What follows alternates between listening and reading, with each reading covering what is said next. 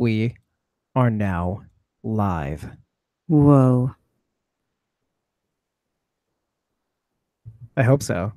I believe we are And how do you know? because I see a little yellow sign that says live in the corner. Yep, we are live.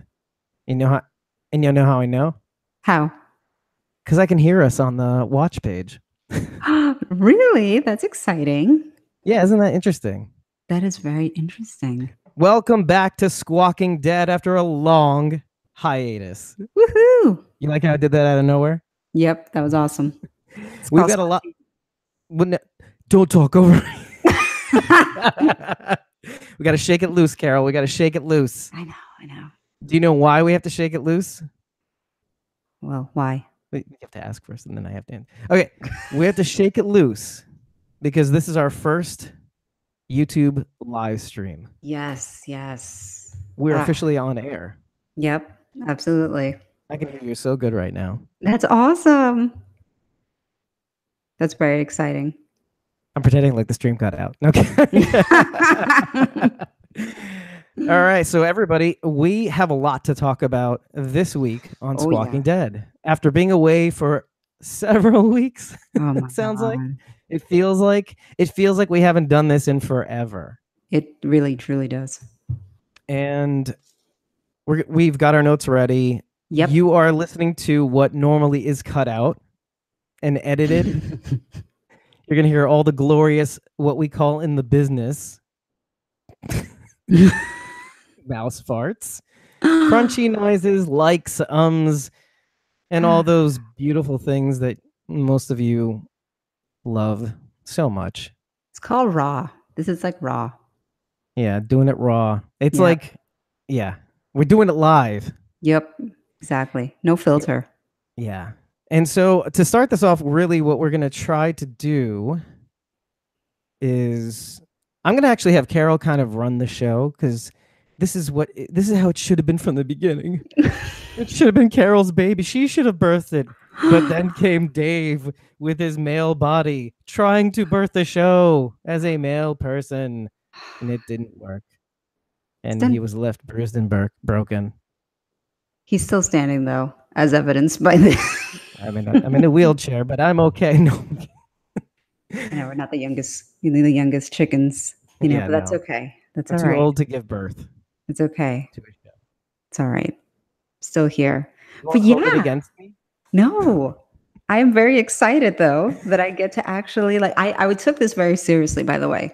I literally used my lunch hour, as you know, to put together like a little agenda for this because I needed to organize my thoughts. Oh, definitely. We at least our talking points. Yeah, there's a lot of material. There is, and I feel like it's just ramped up even more in these last couple of weeks, just because of the hype machine starting to ramp up again. Oh man, if anything that has taught us anything in the last several weeks is that even bad press is good press. Yeah. So pretty much. Yeah, I mean, and so much of it's come out in all different varieties too. Like even the last few days, there have been some really cool things, and obviously we will get into it. Well, I figured, why don't we just start with some general news? Just like general news before we delve into Comic-Con and theories and the trailer and all of that. General news wise, I mean, there's been, like you said, a lot of things that have been kind of coming out recently, and a lot of little, I don't know, I feel like little teasers, not actual teasers, but little things to start getting people like kind of ramped up and into, the new season of Fear, obviously that's coming up first, and then Walking Dead, which is actually starting a little earlier than usual because Walking Dead is coming back, I want to say October 7th. And typically it doesn't start that early in October. Usually they try to coincide it with Halloween most of the time, generally, I would say. So I was surprised that it was a little earlier this year, but I'm very excited because Maggie has had the baby by this point, which is very exciting. And according to vanityfair.com, it seems that they are kind of following the comic, and the baby's going to be named after Herschel. So that's a Oh, little tearjerker. that's awesome. I did Little. not know that though. And obviously, I didn't know that. I'm not the guy. I'm not the comics reader. I'm the comic nerd here. So I think it kind of hit me a little harder because it just came out of nowhere. Baby boy Herschel, bouncing baby boy Herschel. Bouncing baby boy Herschel. The other thing that was pointed out on comicbook.com, and I mean, I kind of noticed it too just from watching the trailer and all of that. It's like a little nod to like season one, episode one with Rick on the horse.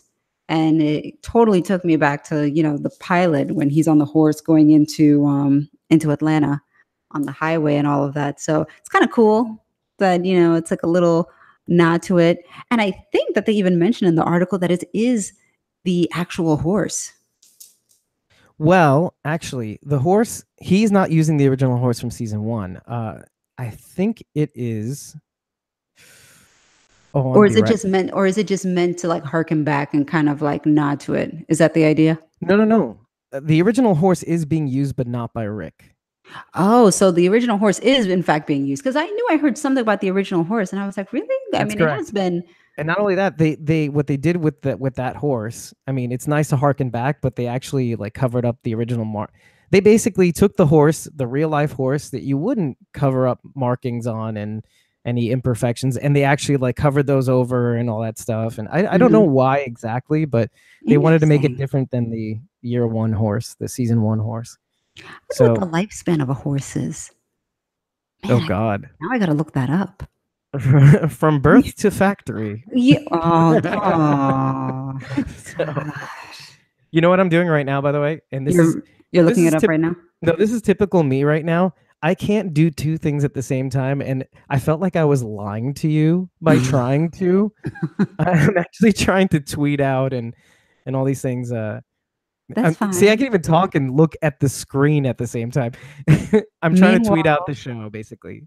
Meanwhile, I'm constantly doing like 50 things at one time. And somehow you're like, oh my God. Somehow you're okay. Somehow I'm okay. Actually, I have something else to add to my regimen that I'll tell you about later. I can't believe I'm actually doing it, but I'll tell you all about that later. Side note. Is it later in the show or like afterwards? Like, oh my God, Yeah, it's more afterwards. Like, oh my God. Oh my God. Oh my God. But yes, so the original horse is being used, which is kind of cool. And I like, I always like those little kind of nods to the past. So that's pretty exciting stuff. And yeah, I mean, the other big news, I guess, that was going, we were waiting to find out what the outcome was going to be, was the whole Chris Hardwick thing. That was big news for a while. Right. And I was kind of surprised when it got resolved. I kind of forgot about it in a way when it was like, oh, Yvette Nicole Brown is taking over. And I just kind of accepted that as like, that's what it was. And then I forget, all of a sudden you heard, no, everything, I guess, whatever investigation was done didn't turn up any fruit, basically. Any irregularities. And he is coming back, which I'm happy for, because we've talked about this before. It's like, I think Chris Hardwick is uniquely qualified to be in the position that he's in. He strikes a good balance of not overwhelming the show with his personality, because you kind of have to let the people on the panel shine. But he does play the role of a good moderator, comic book fan. He's a good fit for that role. I mean, it just is a very good role. And he does it very well. I mean, just based on like ratings alone. I mean, he's he does a good job. So I am really happy to hear that, the investigation concluded the way it did. Same here. Yeah, and I think the way you did that before with not inserting too much of his personality, I feel like you're leading into the idea of what, and this is not to poop on her in any way, but Yvette Nicole Brown kind of did that a little bit too much. Yeah, I mean, she has her own distinctive personality, which is nothing against it. There's nothing wrong with it. But the thing is that when you're in that role, you kind of have to be.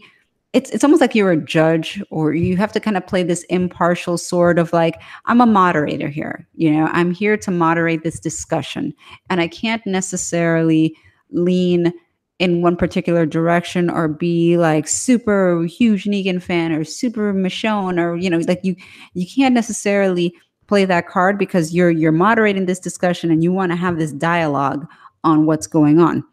And I think that the problem with her was that she was already a guest on the show. So she kind of was playing that card because she was a guest. She was a guest on the show. So of course she's going to be, inserting her own personality just as every guest has their personality. So it's kind of hard to go from that to being this moderator type role.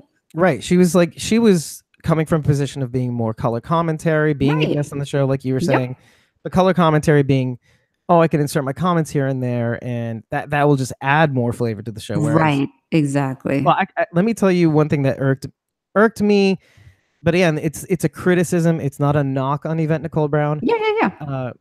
And it's completely fair, and I think she would agree to this. Is that she does a lot of the things that we do when you and I are talking one-on-one, which is Right. yeah, okay, like responding back and forth. Mm-hmm. When she was doing it on the show, I felt like the one thing that Chris does that's very interesting is that he really does not go yeah while the other guests are talking. So that's one level. That's a good point. That, right? That's a good point. And allows them to kind of say what they need, and then he kind of bounces back. And I don't know, I always kind of wondered how he was able to find the right place when they were talking to kind of insert himself and either cut them off, but like you couldn't tell that he cut them off, kind of thing, and then kept. It's not an easy skill. It's not something that's just easily done. Like, he's very good in his particular role. He knows how to keep the show on track. Because you do, like, you can't just kind of let guests it can't become a free for all or whatever. So he's very good at kind of keeping the pace where it needs to be. And I mean, sometimes, he is hyped up and he has energy where it's like, okay, now we're going to, say goodbye to this. It's okay. 5, 4, 3, 2, 1, go. Like he keeps pace as he needs to. Right. But he definitely does not overpower at all with like, come on guys, let's go. Like, he's not rushing guests whatsoever. And it's a fine skill in terms of knowing, okay, we need to have this interview. We need to have this discussion. We need to move on now to this. We need to, talk about this. And it's, and he is doing it, but we can't really feel it. No, we don't feel it. No. That's why he does it so well, or that's why I say he is doing it well, because it doesn't feel forced. It doesn't feel uncomfortable or anything of that sort. It just flows. And he knows what he needs to do and how to approach things in order to let the discussion flow and then kind of move from that into the next phase of the show, whatever that is. So he's very good at what he does. And that's a large part of the success of this show. Oh yeah, 100%. 100%. The other thing was, so that's only one layer of it though. But the layer that really, I don't want to say got under my skin, but I was kind of like, when you do that kind of awkward, like, yee thing. Yeah, exactly. Cringe worthy. Is the way she would, when you're starting to talk and then she goes, yeah. And then kind of like at the end of what the person's trying to say, she tries to finish their sentence. And that really got me. You know what I mean? Like that was like, oh God, just let her finish. Let Angela Kang finish what you. Oh, please, Yvette, please don't do that. Don't do that. Yeah. What do you think? It's like a overzealous, like a sort of, I don't know how to describe it. I do that. Sentence finisher. I do that to you all the time. I know that I do that to you all the time. I maybe, you know what? I guess that's just part of our repertoire because I don't even notice it. Well, here's the thing. I know that I do it, first of all, but second of all, I know that it's largely a New York thing. I don't know if she's from New York.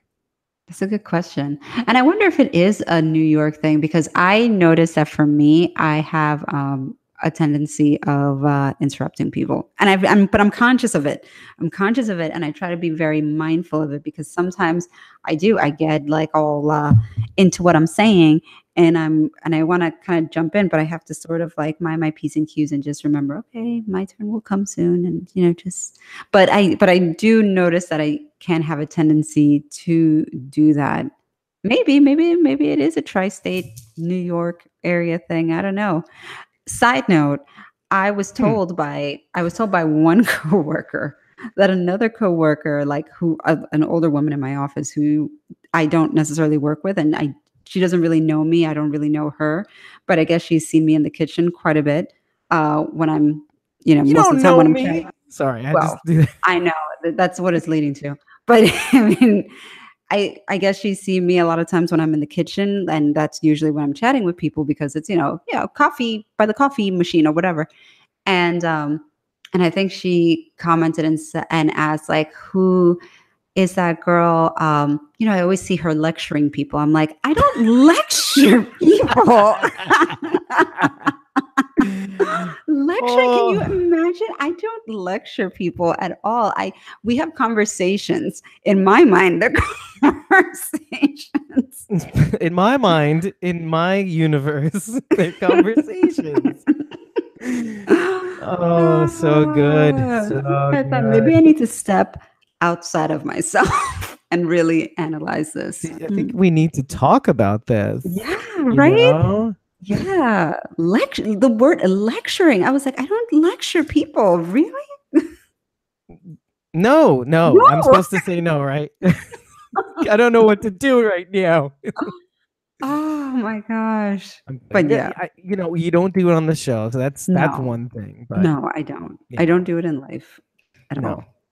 But I see what your point is with Yvette Nicole Brown, and that's why I say that not just anybody can jump into that role. You just can't. It's not just anybody off the street can say, "Yeah, I can host a show." Sure, it's not that simple. no, no. I would say not. Um, no, I mean, actually, she did a lot better than I expected her to. What on the panels and all that? Well, no, I did. You know, what? I didn't see the panels, and I feel bad. And I was going to a couple nights ago Hmm. while I was doing some research, Hmm. but I Life. didn't. I actually kind of just more or less got sidetracked by clips, and I just started Yeah. kind of, just like wandering off. And then like I would meant to watch the panels that she Yeah. led, and I actually tried to. No, in my own defense, I actually did try to on demand, on the web and on my on the AMC page, and Yeah. it wouldn't come up for some reason. I don't know why. And I was signed into my cable provider and everything, but Yeah, there are anyway. some things that were easier to see. Like a lot of the panels from Comic-Con, and this is kind of leading into Comic-Con in general, which was next on my list of things to discuss. I mean, I saw a lot of it through honestly Instagram and you know, yeah, actually mostly Instagram. So as things popped up, I was like, "Oh, okay. Let's check out this panel," like just, going through there and like checking it out. But I didn't listen to like the full panels. I saw some of the panels where Andrew Lincoln was talking about his departure because he confirmed it, on the panel. So it's no longer a secret, no longer speculation. That's for sure. Um, so yeah, we know that that's going on, and I think that they talked. Well, they definitely talked about that. They talked about how there's going to be more of a focus on like the ladies of the show. So Oh there'll yeah. be more. Uh, they'll be stepping up to the plate more so. I mean, you kind of see that. I mean, Michonne's always, at the forefront. I mean, Maggie will, Carol will. We see a lot of Rosita in the trailer too, so she's definitely going to be a presence. Um, so actually, my favorite, one of my favorite things from the panels at Comic Con actually was that there was, and probably find it on comicbook.com, but the guy from comicbook.com that specifically covers The Walking Dead, he's one specific guy, and I want to say his name is like Brandon Davis. He was all over that, and so he was posting things all over the place, and he had Jeffrey Dean Morgan, Negan, and Andrew Lincoln, Rick, on a couch, and he was kind of interviewing them and talking about Rick's departure, of course, from the show and blah blah blah. But then they did this little spoof, which was really funny and to me because I knew the movie. So Andrew Lincoln is a British actor, and many many many moons ago, before he was on The Walking Dead, he was in a movie called Love Actually, which I don't know if you've seen. Yes, of course. You have I okay, don't that remember it again, but it's one of those movies that you can kind of that'll happen. But yeah. it's one of my favorite Christmas movies. It's not even supposed to be a Christmas movie, but it's become one of those movies that's shown every single Christmas because it takes place during Christmas, even though it's not technically a Christmas movie. But in any case, premise of the movie is numerous different situations and how they all kind of come together um, in the and it's all about like love and romance and whatever. But not all of the situations end with a big, beautiful bow wrapped on top. It's kind of Right. like the reality of like, yeah, this is love, but sometimes love is unrequited. Sometimes this happens. This is what it goes. So there's to me like the most romantic scene in the movie involves Andrew Lincoln kind of professing his love to his best friend's wife, but he doesn't Right. tell her. He stands outside her door with these signs that he kind of like, that he kind of drops as he's basically confessing how he feels about her. And so they reenacted that on the couch with Jeffrey Dean Morgan basically professing his love for Andrew Lincoln. And it was kind of funny, professing his love in his upcoming departure, whatever. But the funny thing is that it was word for word from Love Actually, and it Oh, worked really? perfectly in the Oh, wow. scenario. Like it was like literally the same thing. The only difference was that like in the movie, it's like, oh, in Christmas time you tell the truth, and here it was like, well, it's Comic-Con during Comic-Con you tell the truth, and I think like in the movie he tells, Ideally. yeah. And in the movie, I think he shows him a slide saying, like, and my wasted heart will love you until you look like this, which is like a mummy or something. So Oh, on yeah, like a Comic-Con, walker. yes, exactly. It was perfect. I mean, it was like spot on. I was like, this is perfect. You barely had to change anything. That is pretty cool that they were able to do that. I did hear about that that gag. And Spoof gag. yeah, and I didn't know if it was word for word, but you know how it is. Like you skim something, and then if you really don't pay attention, this is what happens. But but yeah, I'm actually kind of pleased that it was almost word for word with what happened. I've But watched that movie too many that's so times. sweet, It though. was very sweet. I mean, they were, and the other thing that I noticed, speaking of with on the same note as Comic Con and the Instagram posts that people were putting, there was like a video that I don't remember who it was who posted exactly, and it was like the group of them, the core group, Jeffrey Dean Morgan, Andrew Lincoln, Denai Guerrero, who's Michonne, Lauren Cohan, Maggie, and they were kind of in a group, and all of a sudden like one of them sees something and goes and hugs this person, and they all then go and give her like a group hug or whatever, and it was Sasha, the actress that played Sasha. Oh, And I forgot that she is on Star Trek, the new Star Trek, so that's it made right. sense that she was there. I was like, gosh, such a small world. Yeah, I mean, and and they don't skip a beat. They start crying when they see each other. It's They just did. it's this thing, man. Yeah, it was very sweet. It was very, very sweet. Oh. So they're a tight little family, these So what guys. so what you're trying to say is go watch the panel and the Go watch footage. some of the panels. They're pretty funny and they're pretty cool, and it's always amusing. Um, I didn't see much for Fear. I saw certain things. Actually, I was more entertained by Fear by the things they were doing not on the panel. Like a lot of them were like, I think Jenna Elfman is amazing. Can I just say she's You may awesome. She's amazing. proceed. And her Instagram is so like joyous. And so when she was out there, they were like running on the beach and making sandcastles and all this sort of stuff. I was like, look at you all having a great time. You I mean, should. that Fear family, man. Seriously. It's a good vibe. It's a good It, energy. I mean, I totally admire them. And what the thing that I like the most is how into each other they are. Really, is you see all the comments from all the crew commenting on other Yes. things, even when they're gone. Yeah. Like Kevin Zegers, obviously. I mean, spoiler alert for anybody who hasn't caught up thus far. But yeah, I mean, Kevin Zegers and all the other people that kind of had to kind of went away. Yeah. Oh yeah, and oh what's his name? Sebastian Sozi, the guy who Hmm. stole, Yes. Yes. Yes. I Yes. mean, they're all like in each other's corners, even though they're gone, and it's just so cool.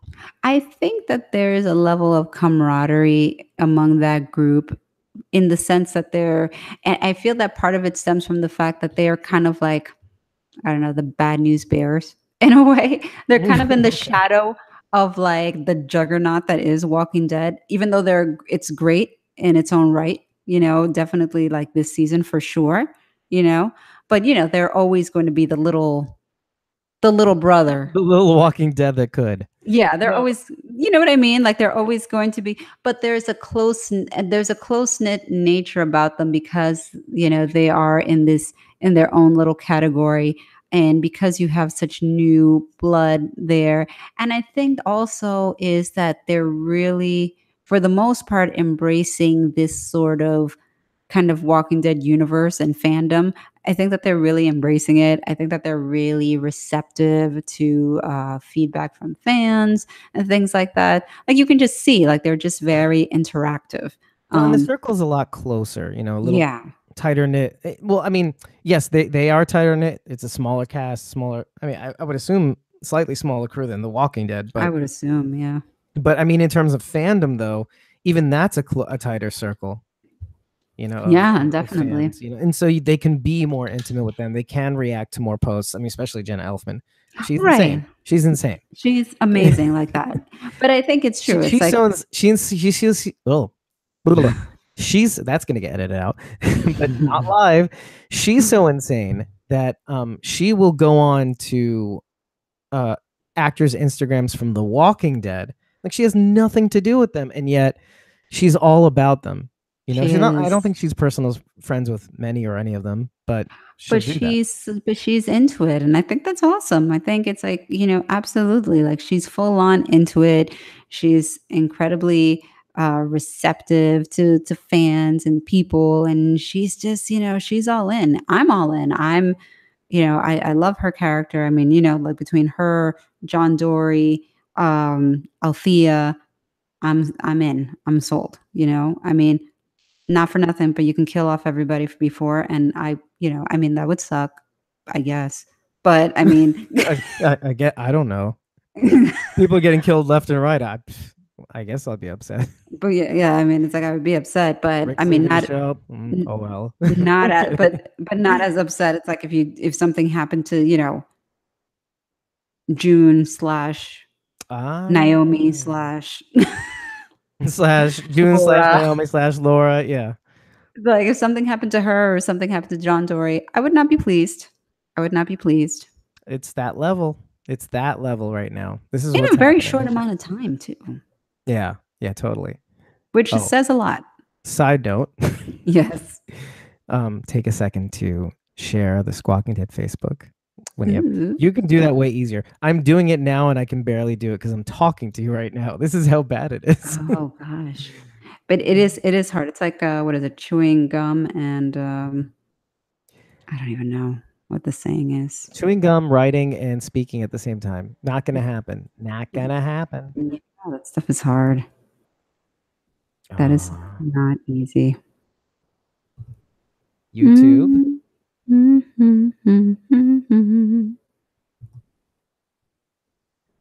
Everybody, look at Everybody, us. everybody, check it out. This is so Folks. exciting. So exciting. This has been shared to your timeline. Fabulous. Yes, indeed. But I am very much a fan of the Fear crew.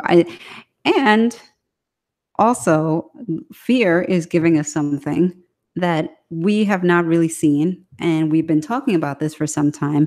We are going to see a zombie Kane for the first time. First time. So I was gonna say Walker Nado, but yeah, I thought about it, but I was like, no, it really is a zombie Kane. It is a zombie cane though. it is a hurricane because I saw. I think they have like a promo with like a walker, and then the eye of the walker, you have like the storm like churning. Yeah, if Sharknado has taught us anything, is that people want to see what happens when you take something that's already ferocious and intimidating, like sharks, or in this case, walkers, and then combine it with the natural elements that already make it a dangerous situation. And what do you get? It's like Sharknado. It's like Sharknado. Absolutely. Completely. And I mean, Sharknado was a hit. Kind of. That's true. Oh God. I hope this doesn't catch on. Like, there's a part of me that's kind of like, no, Fear the Walking Dead is ours. It's mine. Like, I hope it doesn't get popular in that way. I mean, that's what's gonna happen. Well, I think the other thing that's interesting about Fear, well, and also Walking Dead, I should say, is just there's a lot of interesting things in terms of the type of characters we'll see, which we'll get to it in terms of all the new characters and new cast members and all of that. But I think fear is forging its own path, which I think is cool. Yeah. It's doing its own thing, which is different from Walking Dead, but still interesting enough that I want to tune in and see. Oh yeah, for sure. I mean, and that's just the beginning. I'm like, okay, the quote unquote gimmicky side of it aside, Hmm. uh, and that's every little thing is kind of like an anchor, like the Walker and the Walker. I was gonna say Walker NATO again. Hmm. What did you call it again? Zombie Kane. Zombie Kane. Yeah, yeah, but you can't call them zombies. Wait, hold on a second. I know, but it's hard to do walk Waka Kane. It just sounds odd. Infecticane? I don't know. Oof. Her infected? No, that sounds. I apologize for that because it sounds like I'm calling you infected. It's just, yeah, it doesn't work. It's Her hard. infected.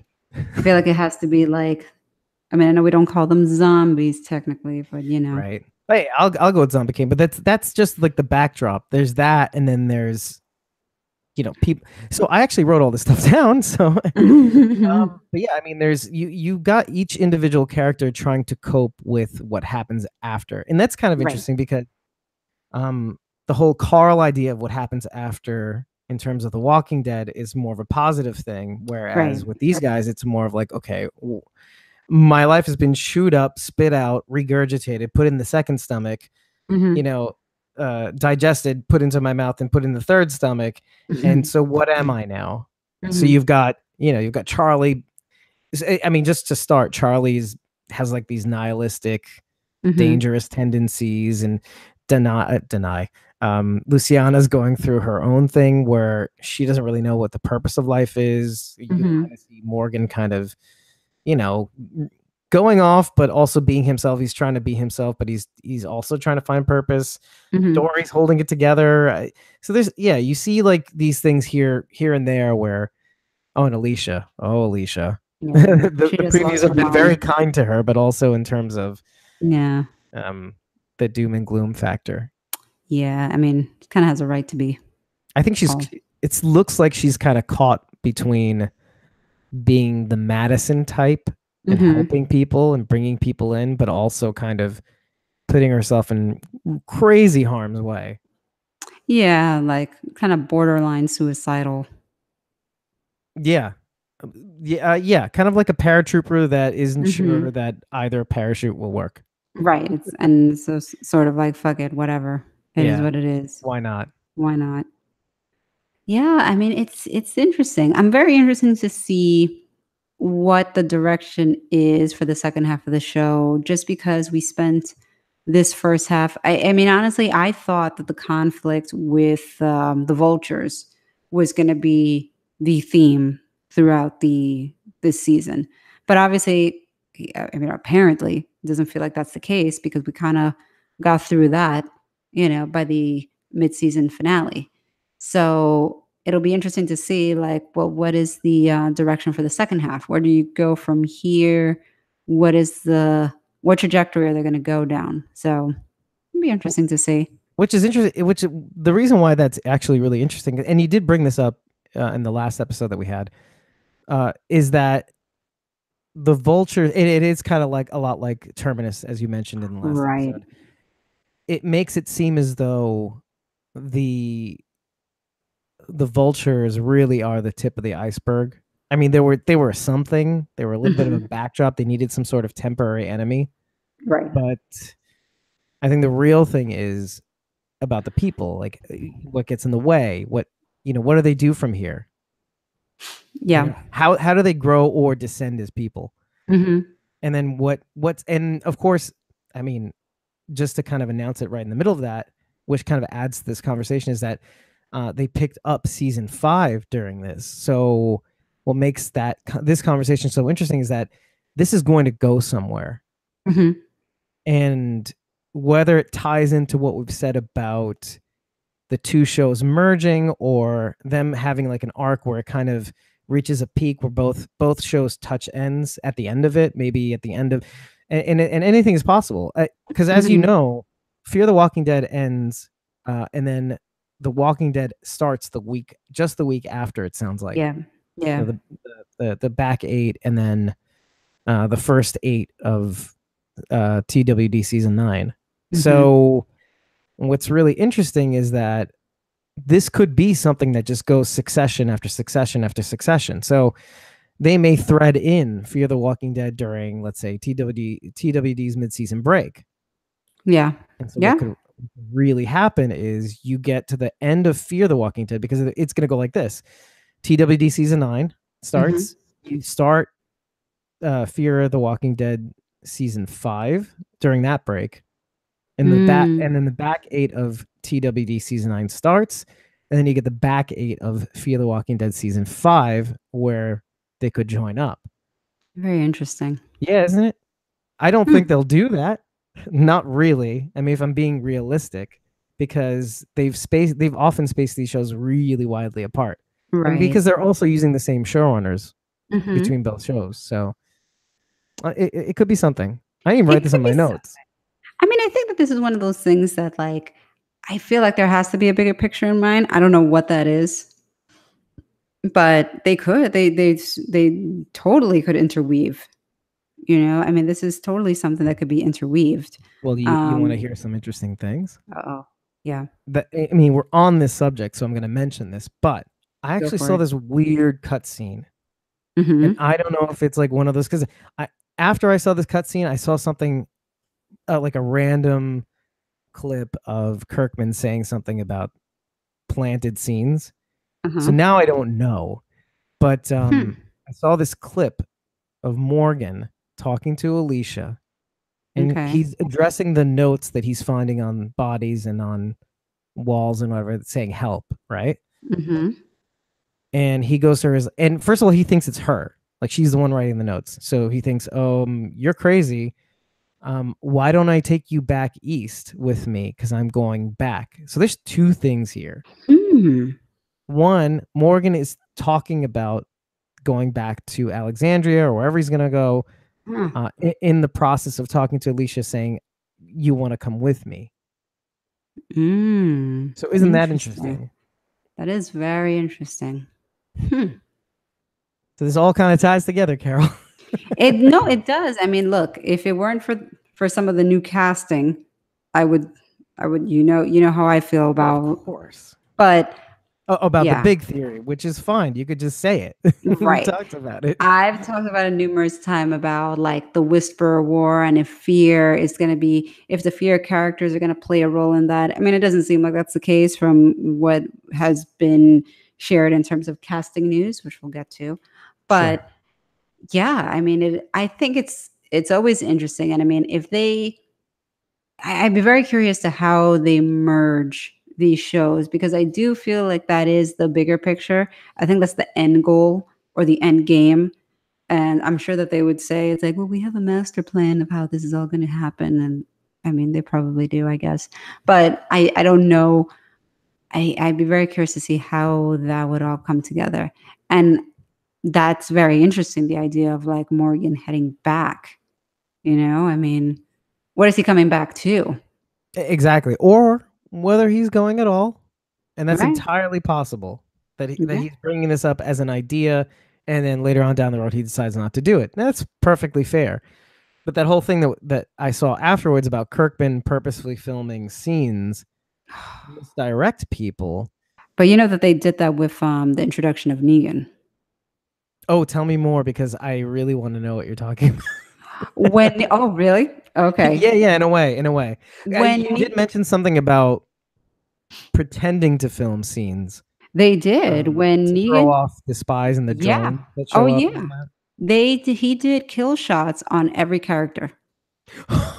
Every single one. that. And there were ones that had leaked, like Maggie's kill shot leaked. Like there were certain kill shots that leaked, and Yes. they were all done purposely to thwart any possible sort of, oh, we know who it is that he killed. It's like, well, no, every single person was filmed, so you don't know who exactly. I mean, the Spoiling Dead, which is a very very good resource for spoilers. Good The or aggressive or both? I don't know how they get their information, to be honest with you. Like, I don't know how, if they have drones, I don't know what it is. But I will say that when it came to the introduction of Negan, I was so weary and so nervous because I knew how it went down in the comic. And I was like, I don't know if I can physically handle watching this because it's not for obviously it's not for the faint of heart. And as we all know, based on what happened, and I wasn't sure, me with my delicate constitution, if I could watch this. And so I went to the Spoiling Dead's like Facebook page and out of curiosity, and I remember them posting something, and it was so detailed that I was like, this must be true of what happened, because their description of what happened was, it wasn't just, oh, Negan kills Abraham and then kills Glenn. Oh, you It was two. spoiled it for me. Oh, sorry, spoiler alert. But yeah, if you don't know that by now, you shouldn't be listening to this. I shouldn't be on this podcast, right? Yeah, exactly. What, season 8? What? We're in season 8. We're in season 9. I have friends that are like, what season are? I'm like, Yeah, no. It's the state of affairs. So, but yeah, like it was so detailed. They even talked about the whole scene towards the end where he threatens to kind of almost make Rick cut Carl's arm off and all that, and you think that he might, and whatever. Like, all of that was listed. And so it was so detailed that I was like, this can't be arbitrary information. This is probably exactly what happens word for word. Right. And I don't know how they get their information, but so you're saying that the Spoiling Dead is right most of the time? I don't typically go there. That was the one time that I was like, I need to know. I need to mentally prepare myself for what I'm about to see. And so when I saw that it was so detailed, I was like, this must be what happens. And so when Eddie, my husband, and I watched it, I literally was in the other room, like right outside the door. Like, I couldn't even watch it. Like, he was sitting there, like in the room watching. He's like, what's the matter with you? Aren't you going to sit and watch this? And I was like, I know it's going to happen, and I can't watch what's about to happen. Just tell me if this happens or whatever. And he was like, and I could hear him like watching, like, like just watching, whatever. And all of a sudden, like, oh, he's like, you're right. I wish I was there with you, but I'm doing this for you. I was like, oh no, heartbreaking. Take me with you. No.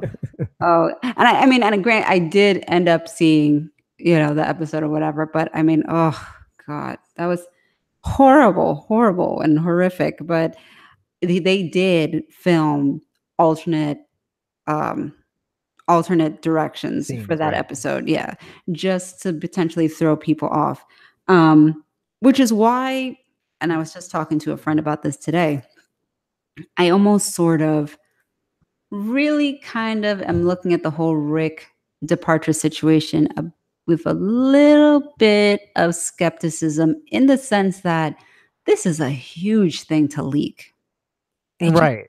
Or to allude to, let's say. You're talking about the actual idea of Andrew Lincoln leaving the show? Or what people have alluded to thereafter? Because we were gone for a while, so you got that. We had the news of him leaving, right? But we also had the rumor mill, and then we also had what showrunners Angela Kang said, and what a bunch of other people have alluded to as well as Kari Payton on Talking Dead and stuff. Right. I mean, it just seems like, I don't know, when you have two things. It's like, part of me is like, when you have a main character, I mean, the main character that's on the show. Right. The guy who's been there from the beginning. Who's been there from the beginning. Who is your star of the show.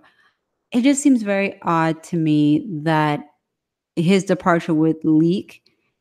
Because it seems like something that would, I mean, they held on hard to the information on Glenn and Abraham. I mean, the only reason that the Spoiling Dead got that information is because they're, I assume, to be very aggressive.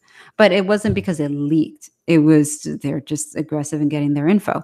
And yeah, of course. But in this case, I'm like, oh, really? It would leak? And also, I would think that when you have an actor like Andrew Lincoln that's been on the show since the beginning, that this decision doesn't come lightly, and it doesn't happen from one day to the other, or from 1 week to another, or from 1 month to another. I have to think, or I have to wonder, how long have they known about this? How long has this been discussed? How long has this potentially been in the works in terms of how this is being executed. Because I can't imagine that he would just decide from one day to another, like, you know what, guys, I think Like I'm done. randomly. Okay. Yeah, like I just feel like, this is his career, and this is essentially a job. It's almost like giving notice. Like, you don't just sort of arbitrarily decide, hey, you know what? I don't think I want to do this anymore. So you guys better figure out how to write me out right now. Like, it doesn't, these things are like thought out, with time.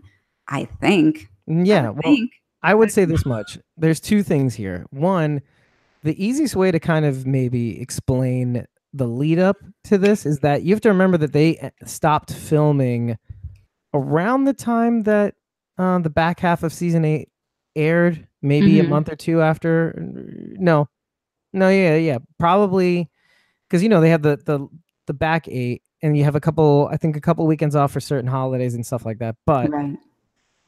yeah, I mean, basically, when they're ready to air the back 8, they've already done filming, and maybe they're doing Hmm. some post production, whatever it's going to be. So if he decides to leave around the end of mid season break, let's say, of season 8, well, then he's got several months to really, um, from the time he stopped filming, told them about it, and then depending on who, loose lip sync ships and all that stuff. And Right. I feel like it might have been, I feel like it actually might have been Michael Satrazemis that actually leaked it, because he was the first one to kind of openly say out loud, "I'm going to miss you, Andrew," and blah blah blah.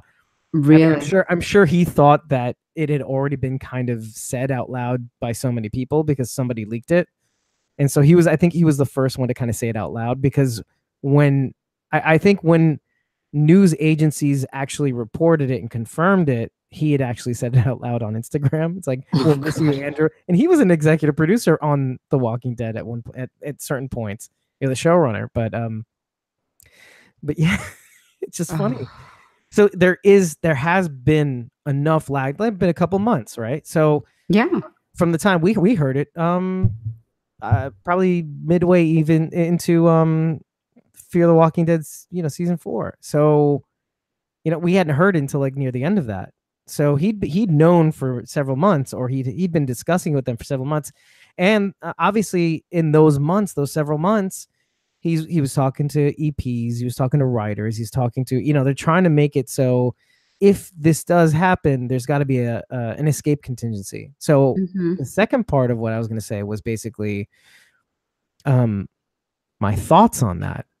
And due to the nature of which Angela Kang had kind of explicitly said it's not a death, I'm going to go on record, Your Honor, and Okay. saying that it's not going to be a death scene. Mm. Kari Payton's reaction to the way things go down seems like, oh, there's more show. Yeah, well, even Says on the to, panel, he said, it's like, "My relationship with Mr. Grimes is far from over," which makes me feel that, which is iffy, of course. which is Verbally iffy. is iffy, but yeah, meaning like it doesn't mean that that relationship could be on the show, but it probably is. Yeah. I But I think I think it would not be wise of them to kill Rick off necessarily, because it really limits any possible opening for him to return.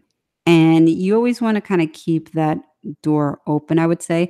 I mean, honestly, I could see a scenario where, I mean, let's say you have, I mean, and we've seen this happen before on the show, where you have like a massive herd that either overtook the farm or right, overtook the prison, or and even they kind of Madison's death scat, scene, and what? even Madison's like quote unquote death scene, Yeah, yeah, and right? Okay, uh, but they all no scatter. one's gone. Sorry, I had to do it one more time. No one's gone until they're gone. There you go. But everybody scatters. So Yeah, what if you have a situation like that where you have some herd, and we do see scenes in the trailer where is a herd and he scatters, or they right. all scatter. And where's Rick? I don't know. Where do you go? I mean, it could be as simple as that. I'm gonna go on record and say it's neither of those things. What's your thought? Here are my thoughts.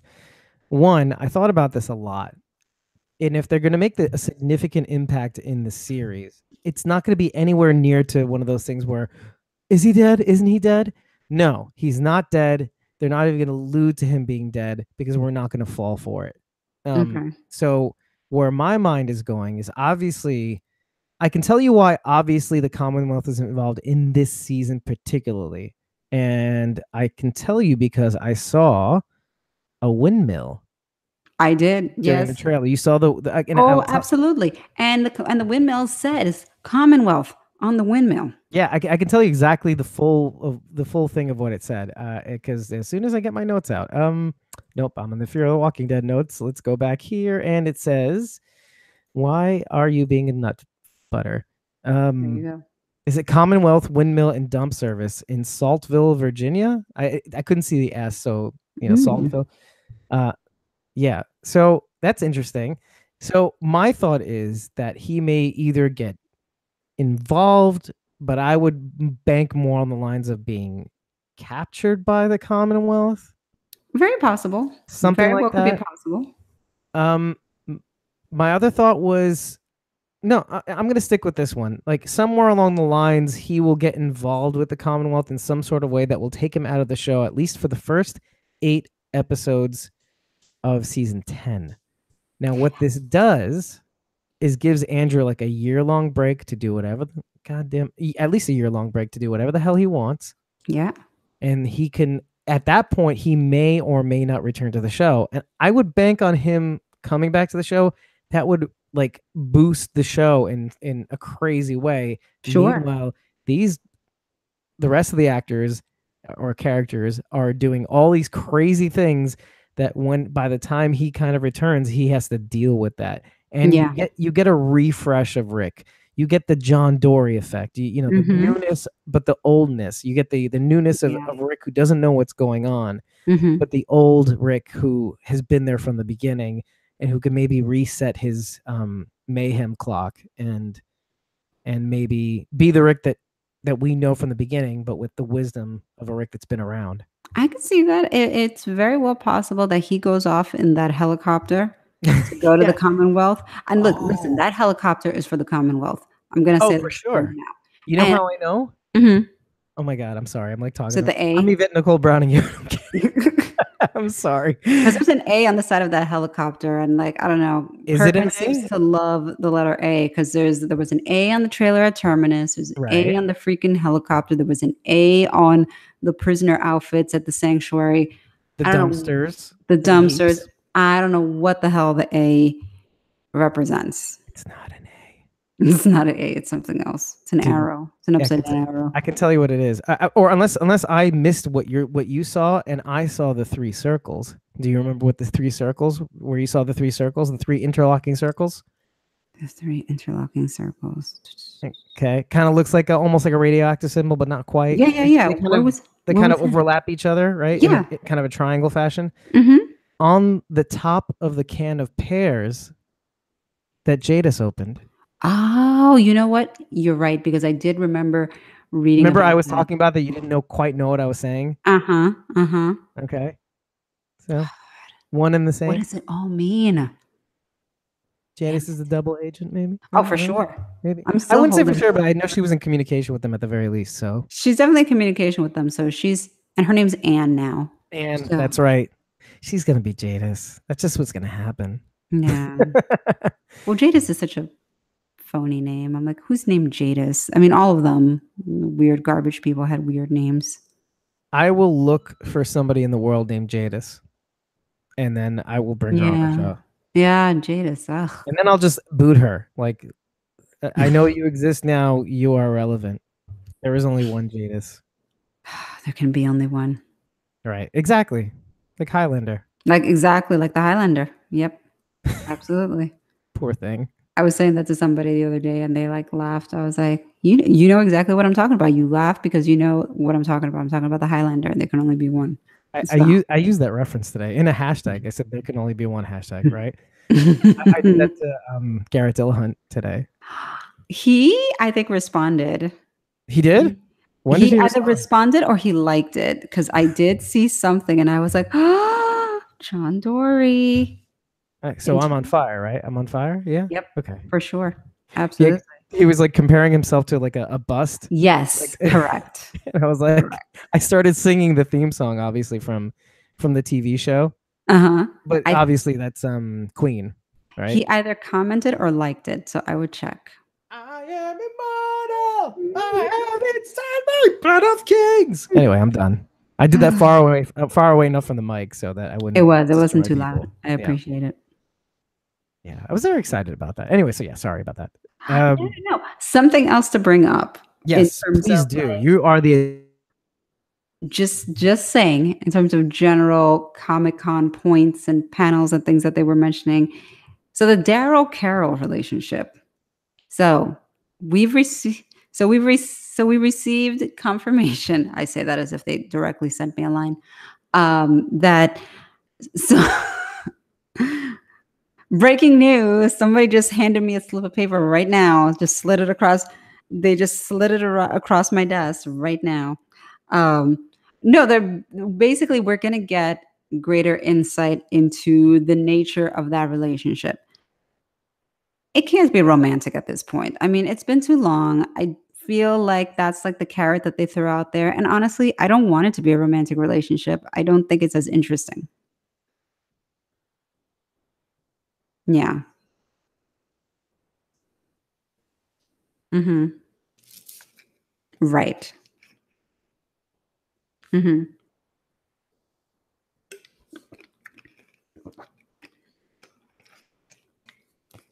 Yes.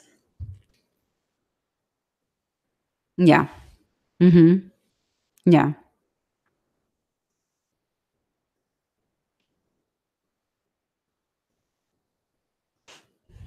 Right.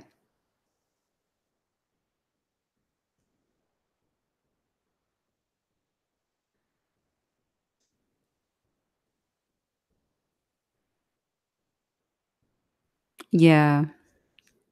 Mhm. Mhm. Yeah.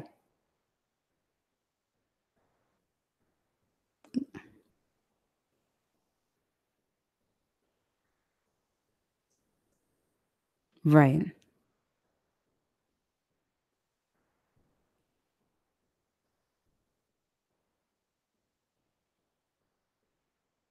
Right. It's like you said, she is his anchor, and to me, that is far more interesting than, "Alright, they have the hots for each other." I'm like, "Alright, well, alrighty then." Yeah, I mean, exactly, like, it's not yeah, that doesn't make for compelling anything. I mean, as we've seen, I mean, how many times have people gotten on The Walking Dead and, like, an episode later, they're killed off? I mean, it's really not come on. But I feel that the idea of them having this sort of, just very close, tight-knit relationship that nobody can necessarily understand. Because, like, they've gone through so much since day 1, and have, like, evolved and been, by their side every step of the way. It's like, I don't think that anybody can fully understand, like, the depths of loyalty between the 2 of them, the depths of understanding. I mean, she's gone through a lot, he's gone through a lot. They've seen a lot of the same things. Um, and evolved with everything that's gone on. So I think that it's a lot more interesting to have the relationship be a loving relationship, but not a romantic relationship. Like, don't go there with the romance thing. Like, I really hope that they don't. That's my feeling. I don't know. I honestly, I don't think that they will. I don't think that they're going to go to the romantic route because I feel like just by them sort of like alluding to it, like, oh, maybe means no, you're not going to do that. Right. But they try to like, I feel like they throw that kind of imagery out there to kind of put it in people's heads, like, oh,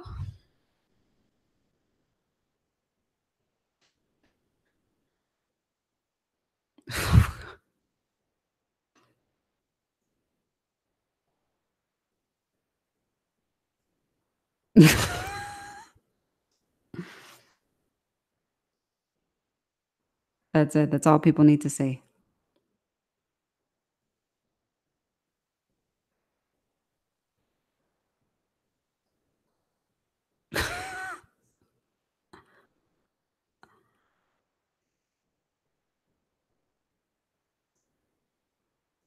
Uh-huh.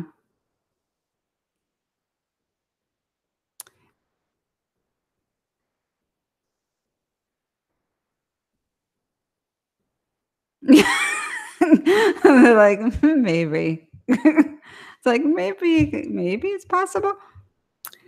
Yeah, it would just yeah, like in from a from a storyline perspective, I'm like, come on. It's been 10 practically 10 years. Like just, and I can't even imagine it. And I don't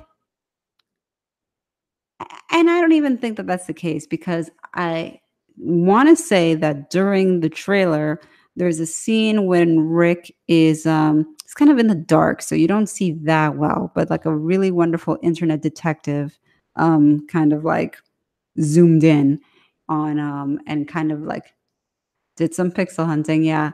And it's during that point in the trailer when Rick and Negan, because it is Negan down in the cell, um, and they're having their kind of conversation and stuff. And while they're talking, they kind of show different scenes, but they show a scene in the dark when Rick is kind of looking at their, I guess, campsite or because you see them, they have tents set up outside and stuff. And there's and the, yeah, and there's some people around a campfire, and if you zoom in, Carol and Ezekiel are cuddled up by the campfire. So, and Nabila, oh yeah, I'm sorry, Nabila and Jerry, yeah, that was confirmed. Yes, mm, lovely stuff. Good for him. But, but yeah, so it's like Carol and Ezekiel, fine. I'm like, we don't need to do Carol and Daryl. That doesn't need to happen. That's a different type of relationship. It is not a romantic relationship. It's a very deep, loving relationship, but not romance. It doesn't need to be that. So,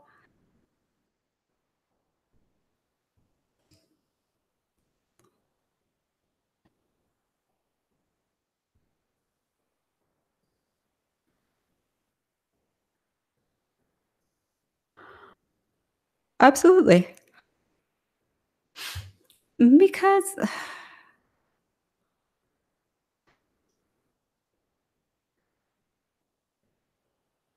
right,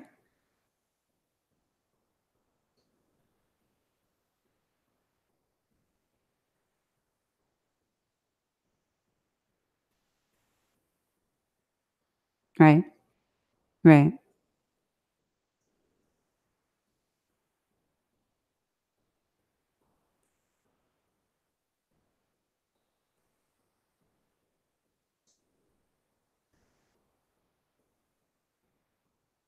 Hmm.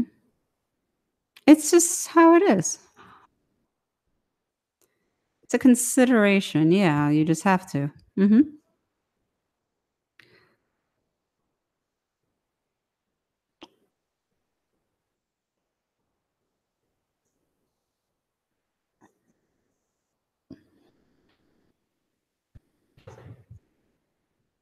Send out the, yeah, right.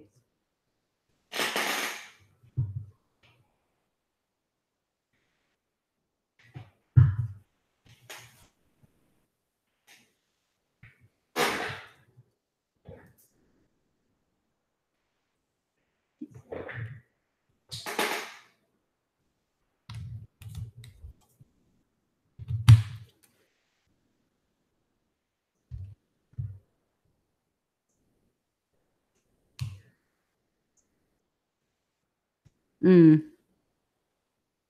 And what is love? I mean, that's, you know what I mean?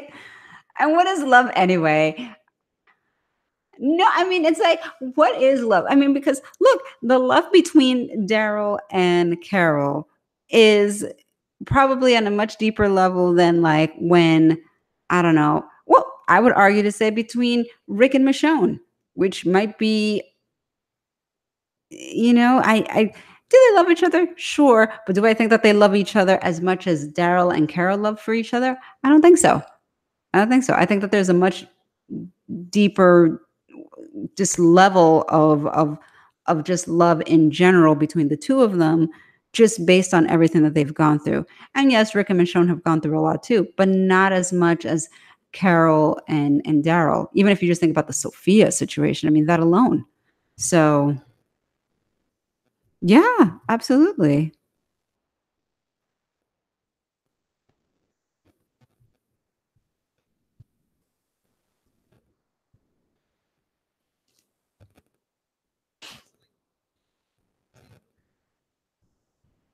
Mhm.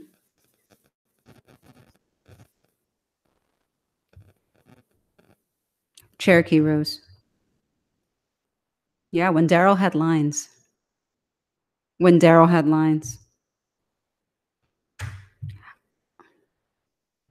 We were. He's gonna be getting a lot of lines. I mean, how do we feel about that? How do you feel about Daryl kind of, I mean, they keep saying that he by no means is replacing Rick, but he's gonna have to definitely take on a meteor role in Rick's absence. Whether he's dead or alive, it doesn't matter. He's gonna have to, you know, step up to the plate a little bit more.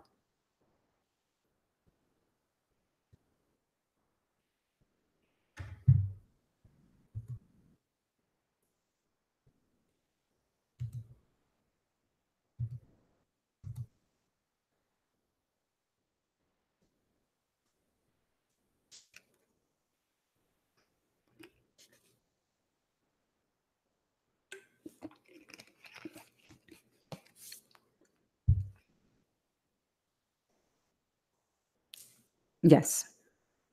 Mhm, mhm.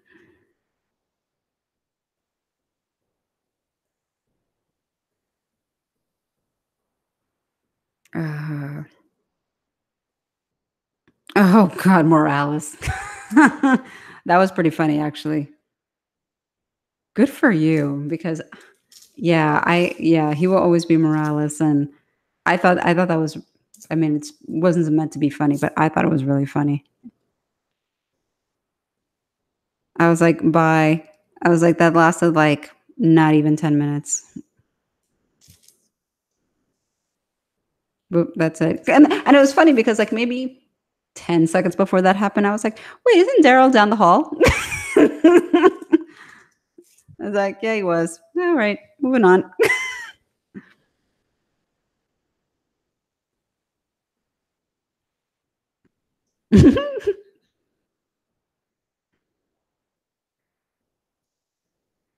Mhm.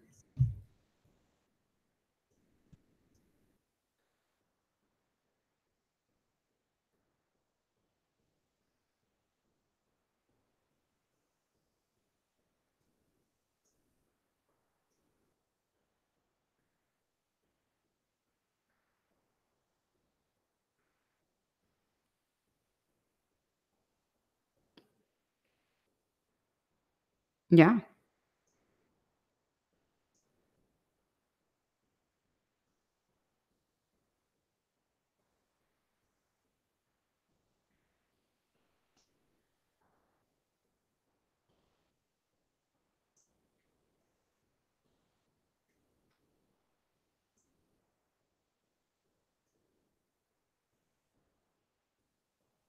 Yeah.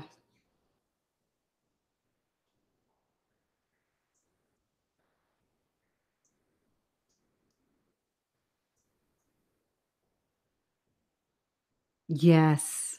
Yes.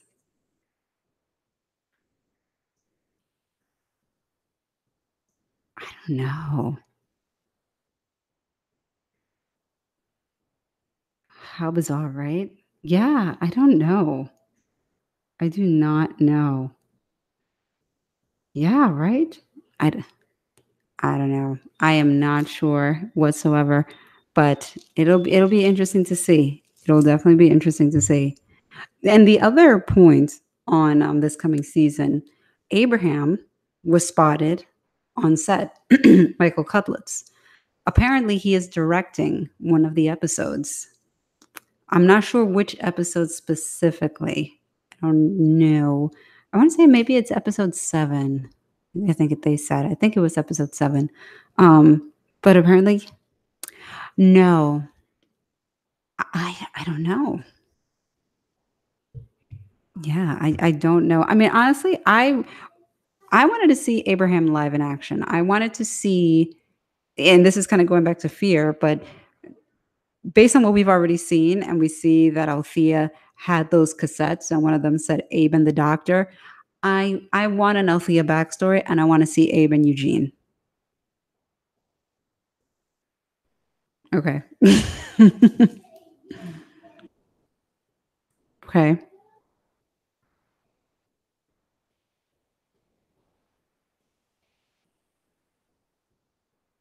Because he will eventually. He must.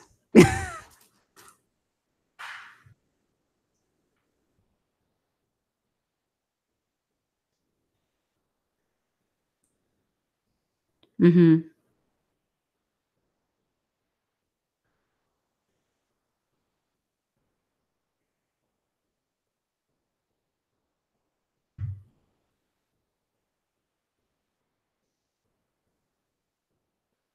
It would, yeah. Hmm. Yeah, it would. Hmm. That would be a nice little memoriam for them.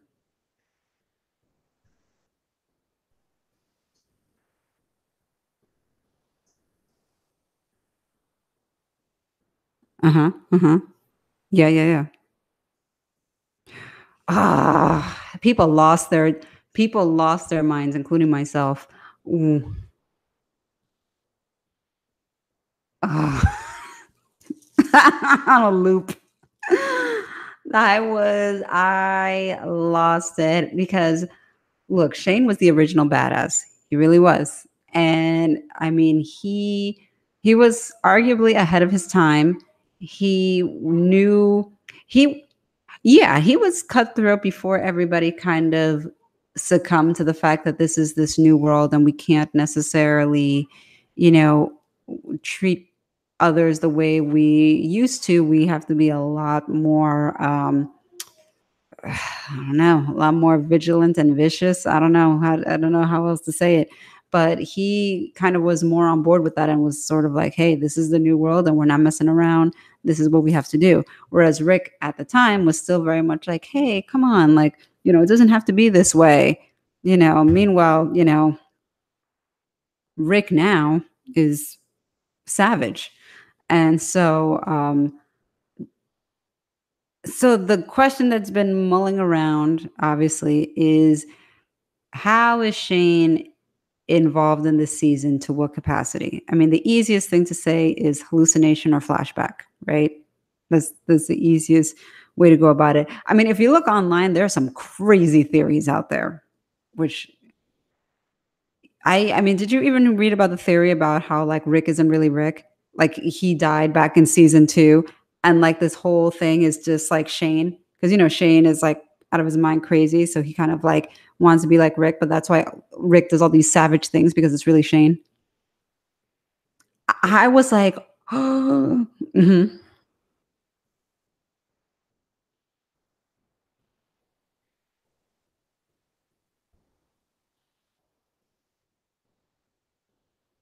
yeah, mhm, mhm,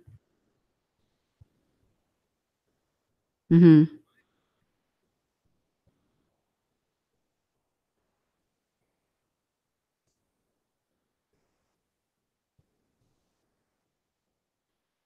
mhm, mhm,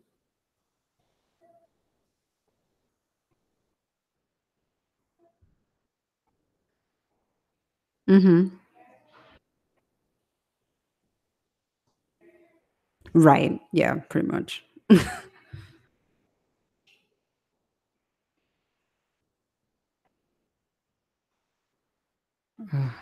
Yeah, yeah. I mean, ugh, yeah.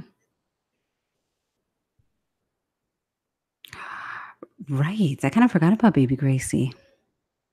I know, I know. Judith 2.0. Oh god. Oh, man. Ugh.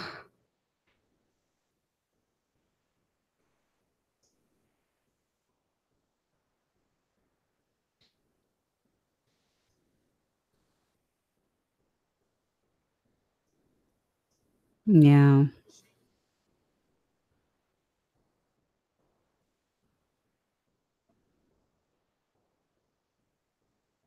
Mhm. Yeah. Yeah. I mean, yeah, it's pretty nuts.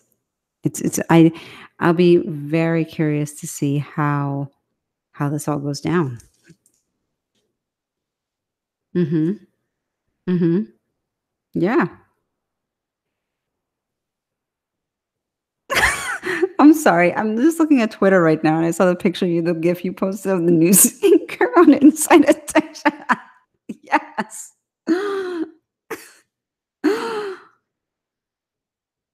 I yeah. No, but I totally was listening and participating in our conversation. Sorry. Oh god, so good. Yeah.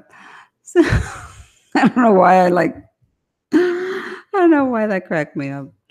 But yep. Yeah, definitely. Oh, I love a good meme. But yeah.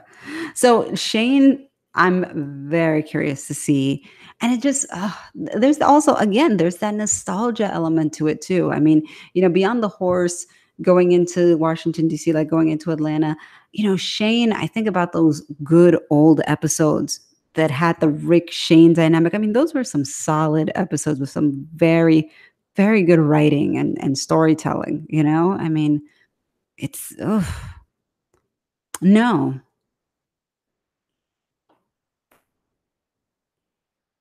But not really. That's what I mean. It's like Shane was this very nuanced character where you couldn't really, I mean, he wasn't a quote unquote bad guy. He, for all intents and purposes, Rick was presumed to be dead, left in a coma in the hospital. He took his wife and his son under his wing as if they were his own. I mean, yeah, I mean, he probably had the hots for his wife for a long time. But like, I mean, that doesn't happen overnight. And so like, but I mean, is that evil? Not necessarily. He didn't kill Rick, or anything like that. And if and every right, and everything that he was doing in the episodes before he was killed was in the vein of Lori and Carl. Like obviously, we remember when Carl was shot by Otis.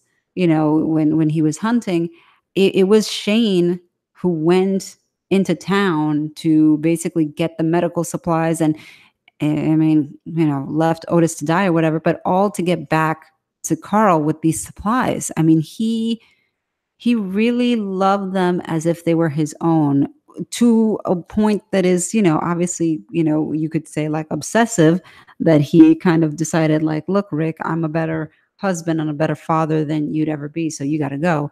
And at that point, obviously, Rick, kind of realizes that and obviously in that moment kills Shane. Yeah, but like I mean, so yeah, like Shane went crazy, but I mean he also wasn't coming from an evil place. So he was a very complex character, but which is again, this is what makes an interesting story. He wasn't a one-dimensional caricature of a character. He was very interesting, and that dynamic and relationship between Rick and Shane was also interesting because Rick loved Shane like a brother and kind of thought that like, wow, thank you, Shane, for looking after my family in the midst of all this. Not realizing like Shane's like, fuck, now you're back, and like this is supposed to be my life and now you coming back and like reclaiming your wife and kid and whatever, like I mean it was interesting stuff. So I'm excited for Shane to come back, but I gotta figure it's gonna be a hallucination or a flashback. I mean, I just feel like it has to be. I can't imagine what else it could potentially be. I've heard some theories. I have heard some Yeah, I mean, I'm sure theories. you've heard many. I have heard some theories that basically have it that because you see in the trailer Daryl and Rick on Daryl's bike on a road going somewhere, and then they're kind of at a certain point where they're like off the bike, I think Daryl throws it on the floor and they're kind of like glaring at each other, whatever. So there's like this sort of, I don't know, you get the impression that there's this sort of standoff between the two men. Right, Some right. people say that like it might be reminiscent of like the Shane Rick altercation. You know, like you have these two prominent characters kind of glaring off, and only one can really. You can't have two alpha dogs. Basically, Right. somebody's gotta go. You know, so I mean, it'd be interesting. It would be interesting. So I don't know. I'm just excited that Shane's gonna be back. I'm like, woohoo! Shane's back. Yeah, I mean, just have Johnny Bernthal on the set. Oh, he's so That's got to be so awesome. weird for everybody in a weird way.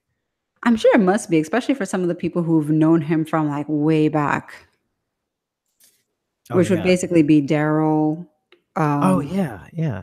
Rick. Uh, yeah, Maggie, because when they were on the That's farm, right. That's Shane right. was there. So That yeah. that fleeting parting shot. Yeah. Mm-hmm. By the way, you see the logo on your screen, right? Blah, blah, blah, blah, blah. Blah blah blah blah blah. One moment, please. Uno momento. Yes, I do. Okay, I do. good. Yeah, I lost it for a second because I foolishly installed Hangouts tools while you were talking. You shouldn't do that, David. Oh wow, good to know. Excellent to know. Yeah. But yeah, I can't imagine. I mean, they essentially worked together like almost 10 years ago and back Oh my again. God. Yeah. Yeah. I mean, what, 8, 9 years, something like that. Back in the day. So that's gonna be pretty cool. It's gonna be really cool to see that, and I'm excited for when he turns up. Yeah. Yeah. Well, what else you got on your agenda? Well, let's just get into the trailer. Which one? Oh, Ooh, did we the stay on the subject of The walking. Walking Dead season 9? Yes, Okay. indeed. It was a meaty trailer. It was like, I think 6 minutes. I think it was over 5 minutes. So it was, that's a long time. There's a lot of information in that amount of time. I will say that for me, the most exciting things that I saw were post credits, not so much before the credits. Oh yeah, of course. Do you want to get to that now, or do you want to be like, Sure. okay? I mean, we've kind of touched upon a lot of the things that were in the trailer. I mean, we haven't gotten into everything, but That's true. basically, like you That's true. have the post credits that kind of are, it's like, oh, Walking Dead, and and you think it's over, but it's not, and then you see these new characters that are introduced. They're kind of like standing in front of not a tribunal, but almost kind of like on a stand, not a stand, but they're kind of in front of who we see eventually is Gabriel, kind of presenting their case of who they were, Oh yes, you the new know, character. I thought you were referring to something else, but yes, I do know what you're going to say because I wrote a couple things about. The only It's really quite a few new characters, and those yes. characters are from the comic, which as soon as I saw some of them, they did a very good job of castings because when I saw some of them, I immediately realized, oh, this person must be this person must be that. And it already gave me an idea of where we are in terms of time. Like enough time has passed that we are now at this point in the future. And these newcomers have stumbled upon their community and have been brought in to sort of be evaluated, essentially. Like, are you a threat? Are you not? That sort of thing. By the one-eyed Father Gabriel. By the one-eyed Father Gabriel, yes. How interesting is that, by the way? Just off the bat.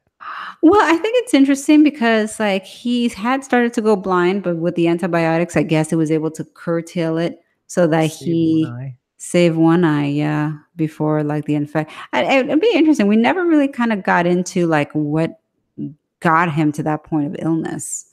You know what I mean? Well, To I the mean, point that of blindness. oh, you're saying the illness itself, the Yeah, blood sickness or whatever. right. But he Uh, was cured by the antibiotics. yeah, yeah, he's alive. Right. But yeah, but I think it was that last scene, one of the last scenes at the end of the episode. That scene was very cool. How he walks into the church and he's Yes. And he able can to see see. the Yes. sunlight. Yes. Now Yes. I didn't know if he was completely cured or not, but But I it mean, gave you the impression that he definitely wasn't fully blind. Like he can see to an extent, but he could obviously see the something. damage Yeah, the damage has been done to an extent. we used that in the YouTube video for that episode as like I Yes. think it was at the end. Yeah, Yes. no, or was it the beginning or the end? I don't remember, but it was a beautiful scene, so I Mhm. put it in there Mhm. somewhere. It was a beautiful scene. It was very nicely like framed. I remember that. So that scene with those new characters, I found I got excited for because I was like, oh, these are these new characters. Um, and so I kind of started to recognize some of them. I think it's very interesting that they made one of the characters deaf Right. because I think the idea of being disabled in this kind of environment and conditions is very interesting. Like, and I think I read an article that was basically saying that it's cool to see how this character is almost superhero like in a sense that her other senses have become far more acute in light of not being able to hear.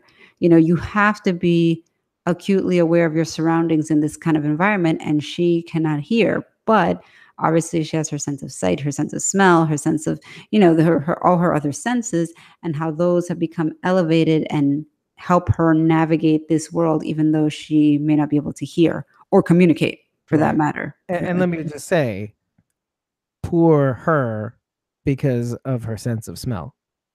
Oh yeah, Because everybody that's must smell like dog oh duty yeah, it can't mixed be with good. bear duty mixed with crotch sweat. Cannot be good. Cannot be good. Although it could be one of those things where it's like sensory overload and she's like Superman, where like she hears all these voices, but she has to tune into one, you Speaking know? of hearing So it's the voices, smells. She has to choose a smell. speaking of hearing voices, Okay. Okay. Well, you can go there. You can the go there. Okay. the very last scene that we see in the trailer after the coming October 6th is we see Rosita and who I believe to be Eugene. Eugene, It was yeah, Eugene. Yeah. basically running, sliding down this muddy hill and Scared covering out of their themselves, scared minds. out of their minds, covering themselves in mud and hiding. And you see a herd walking past them. Now, I saw that scene and I immediately knew because it looked just like the scene in the comics that those are not a herd of walkers, or there is a herd of walkers, but intermixed in that herd are the whispers Right. because that's what they do. Now you can't make them out, I guess, visually, right? Because it You wasn't can't very obvious. no, you if you know the story, you kind of infer like, oh, that's them, they're in that herd or whatever. And the scene looks very similar to the scene in the comics, except not it's not Rosita and Eugene, it's two other male characters, but Mhm. it's a very similar scene. Um, Now, what I didn't realize until recently, because I was listening to a YouTube channel, I don't know if it was PT channel or New Rock Stars, but they do a lot of breakdowns of like episodes and trailers and all of that. And they said, and I kind of went back to the trailer and I replayed it at the loudest volume, but they said that if Right. you go to the last, I think, 15 seconds of that Right. scene, you can hear them whispering, like, where are they? And I was like, are you seriously? And then I did listen to it. I was like, oh So my you missed it God. just like I missed it, right? I missed it at the initial watch. I did not catch that. So I I'm had to so glad. rewatch it. That makes me feel so much better, by the way. No, absolutely. Like I didn't catch it at first hearing at all. So it's like I had to re-listen to it and put it up high and really like I was like, "Oh my God." Yeah. So I was like, "Yeah, it's the Whispers for sure." And they did cast Alpha. She has been casted. Yes. So it is Just in the last week, I think we heard about this. yeah, it's Samantha Morton who I think she was nominated for an Oscar. Was she in Fantastic Beast? I know that one I of the characters was one of the new characters was No, in she wasn't, but and this is the guy I wanted to talk about. Dan Daniel Fogler. yes, yes. Yeah, Mhm. Dan Fogler. He's in the Goldbergs, he's in Fantastic Beasts. He's kind of a comic relief guy to in my Mm. mind, Mhm, which mhm. is why when I heard and I could I was doing research for what was I doing research for? Something relating to the new characters and I couldn't remember why. I think I wanted to just friend them on Instagram. But when I was doing the research for Dan Fogler or for who was going to play the teacher, because I was like, oh, what's his name? What's his name? And then I realized, I stumbled upon his actual character in the comic book and his role. And the fact that they cast Dan Fogler is just such a really good choice Mhm. because if they are going to go that route, they're going to make his character more of comic, like a more of like a lighthearted comic relief kind of character, which the show Right. desperately needs. You know what I Yeah, mean? yeah, Like he's definitely. fantastic on the Goldbergs. He's just out of his mind. Oh, really? Okay. And so I don't think he's going to be like that on the show because No. they tend to cast comics on The Walking Dead, and they end up being really serious actors. Mhm. But this, I think, will be one of those lighthearted kind of, instead of being clueless, he'll be more of like a kind of like like kind of a lighthearted kind of person, light on his feet. I think that the show needs those moments of levity. I've said it before. I mean, we used to get those moments from when Abraham was around. He used to have his one-liners that would just crack you up, and after he left, you miss that presence. You miss that sort of like, you know, comic relief, essentially. And Negan has his moments of funny one-liners and all of that, but I mean, it's not necessarily the same. I mean, it's No, look, it's more heavy. Like it's more heavy. I it mean, is although he's comic, had but some great lines. stuff's gonna go down. Right, But right, with Fogler, it's gonna be like, oh, it could be heavy, but it's kind of also kind of funny, right, right. right? So So, yeah, I so to me, of the trailer, I was more transfixed more than anything with those last couple of images. I was like, "Oh, man," and when they announced that, they did cast for Alpha, first of all, she looks just like her. I oh think it's a yeah, good job. Like, I mean, when I looked her up from a presence perspective and facial expression wise, it works. I could okay, totally see it. Um, so I'm I like, trust wow. you. So I we'll kind of wish bear they didn't though. Like I wish they didn't make it a release. surprise to release it. Yeah, I know, right? But I think it's one of those things that everybody kept asking. I mean, including me, when they casted, the character, the woman who's deaf, who's Connie, and when they Um, casted for the woman from Into the Badlands who yeah, plays a character, I think it's Yumiko. Like Matsue. they're all part of the same group. So I was like, okay, alrighty then. So where's Alpha? Because like this timeline wise, this should be right on par when they show up. Right, So and I think a lot of people were like, there were all these speculations, including my speculations of like, is it Madison? Is it Jadis? Is it somebody right, we already know? And it turns out that they are Alpha, or whatever. right, right. So the fact that I think that there was a lot of speculation. So it is what it is. She was casted. So, like, I mean, we know the whispers are coming and she's the head of them. So it's sort of like, all right, And we're going to they're see playing it. it safe. It's kind of like we did lay out a couple scenarios, and then what I said at the end was like, if they really really want to play it safe, Hmm. they would just hire, they would cast a new person, right? Like let's say Hmm. somebody nobody knows. Yeah. That could present some interesting things in and of itself, because well, I mean, first of all, then now you really don't know where Maggie or Daryl or Jesus is going to go. You really don't.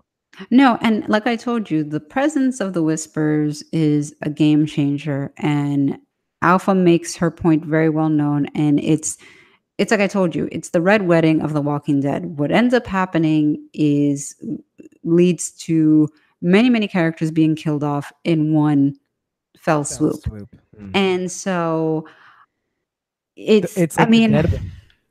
yeah, the dead wedding.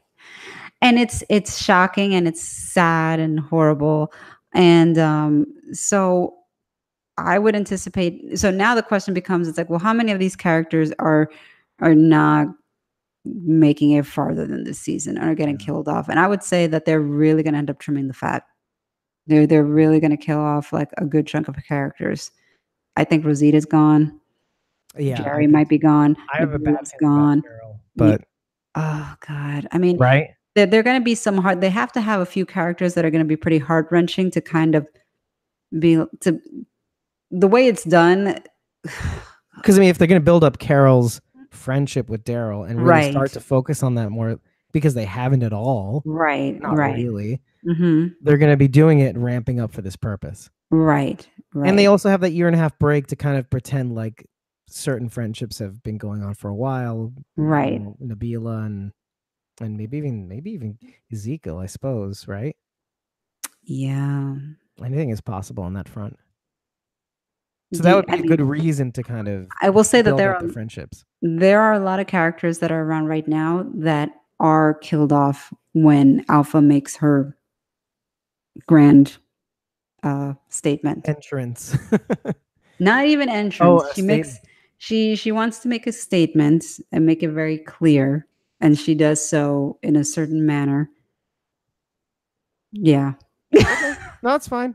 Better not to, because you know But it you could is say what it is, but there, Angela King made it very clear that what's going to happen on the show is going to surprise many people, comics watchers alike, because there is going to be a divergence no matter what. yeah, there is going to be a divergence for sure because I mean in reality, you know, even from I mean we could say it right now. From now, yeah, From the point now, the whole Whisper story arc was heavily reliant on Carl, right, which was why a lot of people were like, how in the world is this even going to happen without Carl? Because right, the whole point of contention between Alpha and the Whisperers and Rick and his group was this sort of incandescent Romeo and Juliet relationship between Alpha's daughter, Lydia, and Rick's son, Carl, right, who forge a relationship in light of Lydia running away from her mother and the Whisperers because her mother allows her to be systematically raped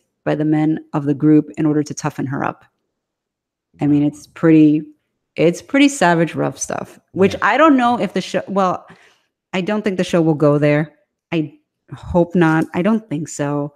Especially in light that that relationship, I guess, is not going to happen. I would imagine. Who knows? I mean, there is that new character that's kind of like, I don't know if he's a title character, but he's a young man. I forget what his name was. He's Hispanic. I think he's Hispanic. Oh, yeah, I know who you're He talking could be about. the replacement for Lydia, because I don't see a Lydia kind of character walking around as like a new cast member or anything. No, no, I So don't. what if they flip the script and made it a boy and he's like raped by the women to I toughen don't him up? know. I don't know. I don't know. But I will say that that was a heavy crutch of that whole storyline. Right. So Carl being there. Carl being there. And so, you know, and what leads to her making her grand statement is that, you know, Carl, even when Lydia ends up going back to her mother because it is her mother, you know, Carl still tries to go after her. And basically, Alpha had made a sort of truce with Rick to kind of be like, you know, you stay in your area, we stay in our area, and you know, we won't bother each other as long Right. as you stay in your area and you respect our area. That's it.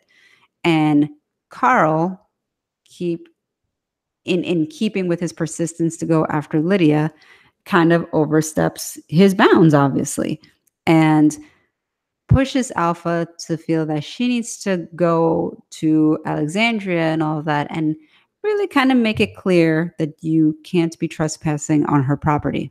And That's the fell swoop. that is the fell swoop.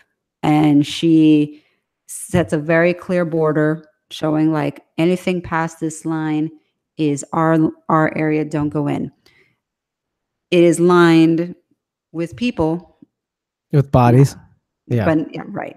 Or So body parts of the right. recent people that were dead. Correct. Right. Correct. That's what it sounds like. Right. So basically, in the one fell swoop, a good chunk of people are killed off by her in order to make this statement of, I told you, you stay on your side, we stay on our side, you know, or else whatever. You know what's really So, interesting about that, by the way, mhm, is the knowledge that everything that before this new season was actually one whole chapter. Even the Negan thing. mhm. It was one whole. I guess, is it a chapter or volume? I guess. Yeah, I guess so. Yeah. So Volume. so this part on, after all the things like the governor, the terminus, all this Yeah. stuff, that was one whole chapter, Mhm. and this is a whole other new chapter.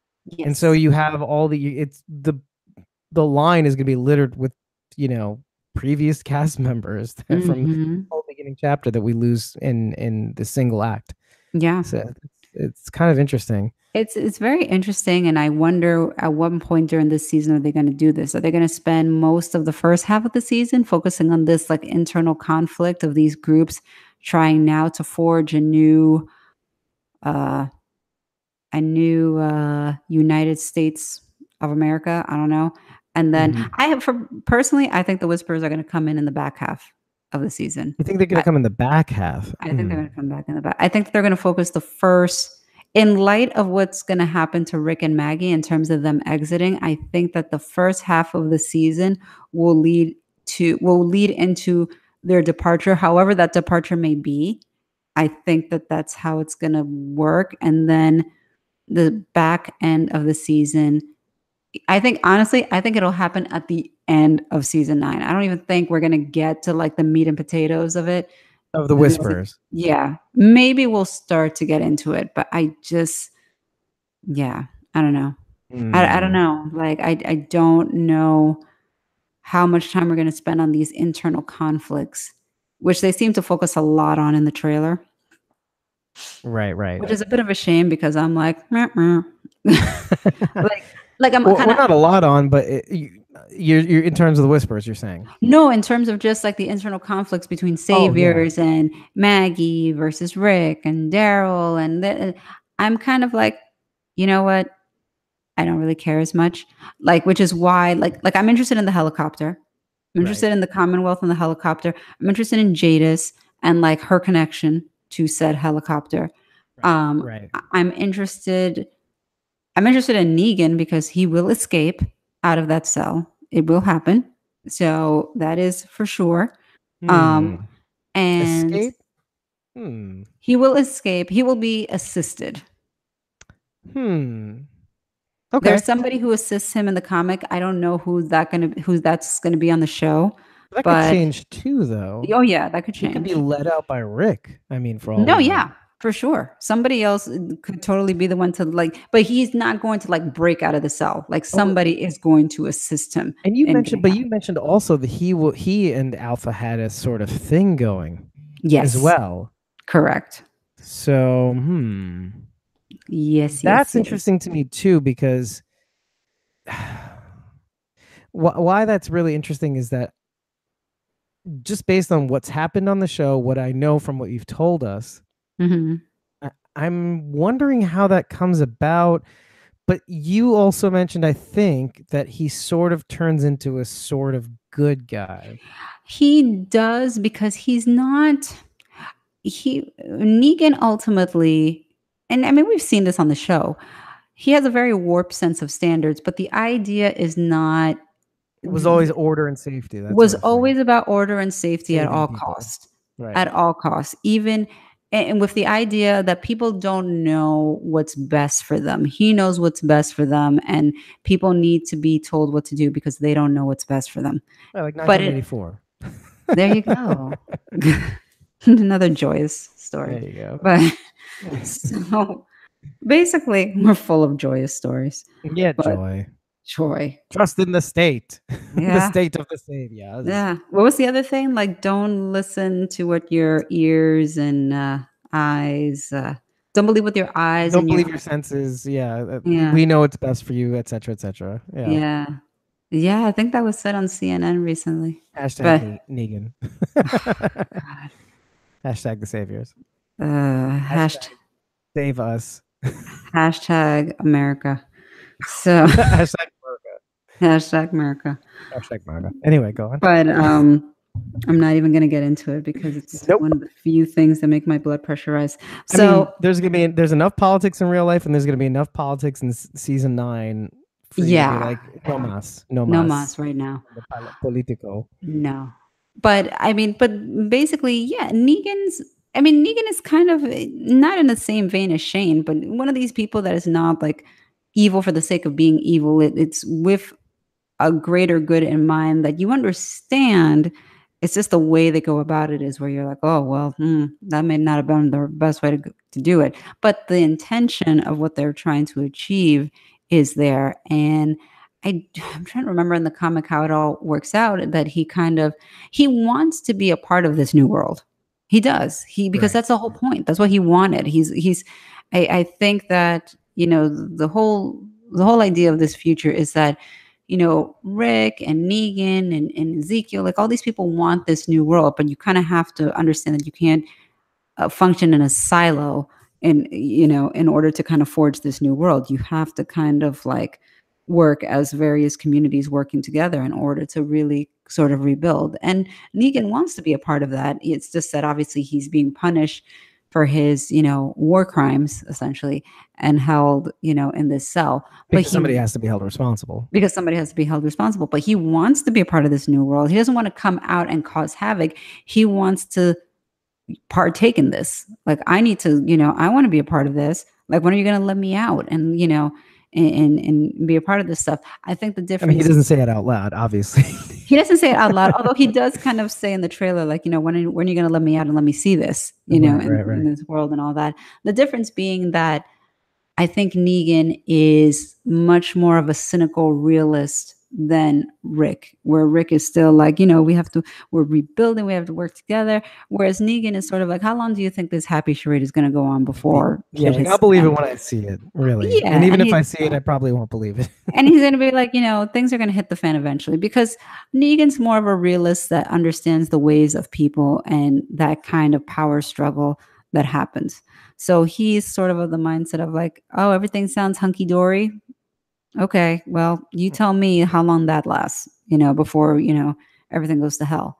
And I think, Rick doesn't appreciate that and doesn't want to hear that, but that is what happens. That is a reality, like, everything isn't all pie in the sky. Like these conflicts do happen, and we see that they do start to happen.